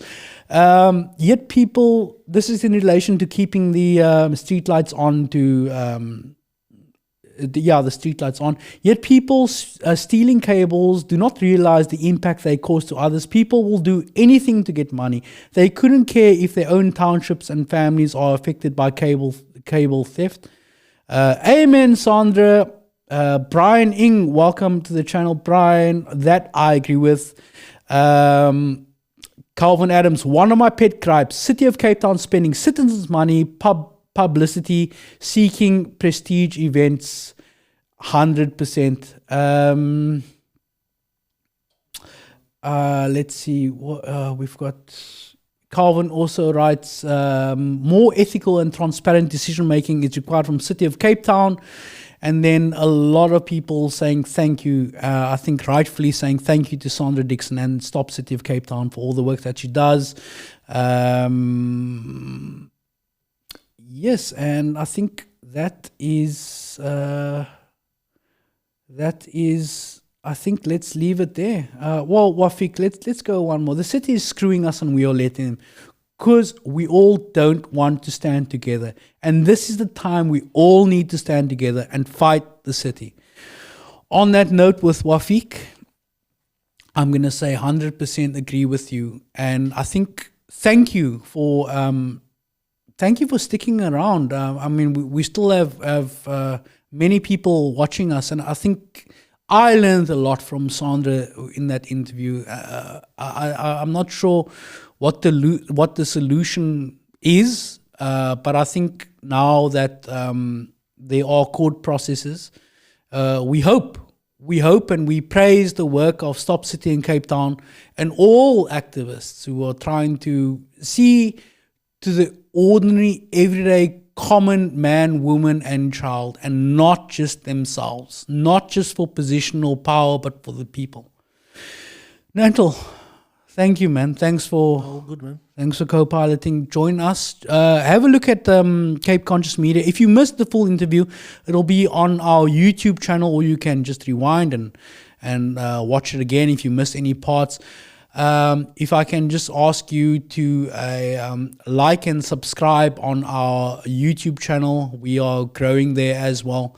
As far as I'm aware, no one else does this kind of content that you'll see. We've got Joe Zone, we've got That's So Life, we've got the Mike from Newland show. So give Cape Conscious Media a thumbs up, a like, and a sub, and support independent media. That being said, good night. Thank you very much. Hug your loved ones, and we'll see you next week.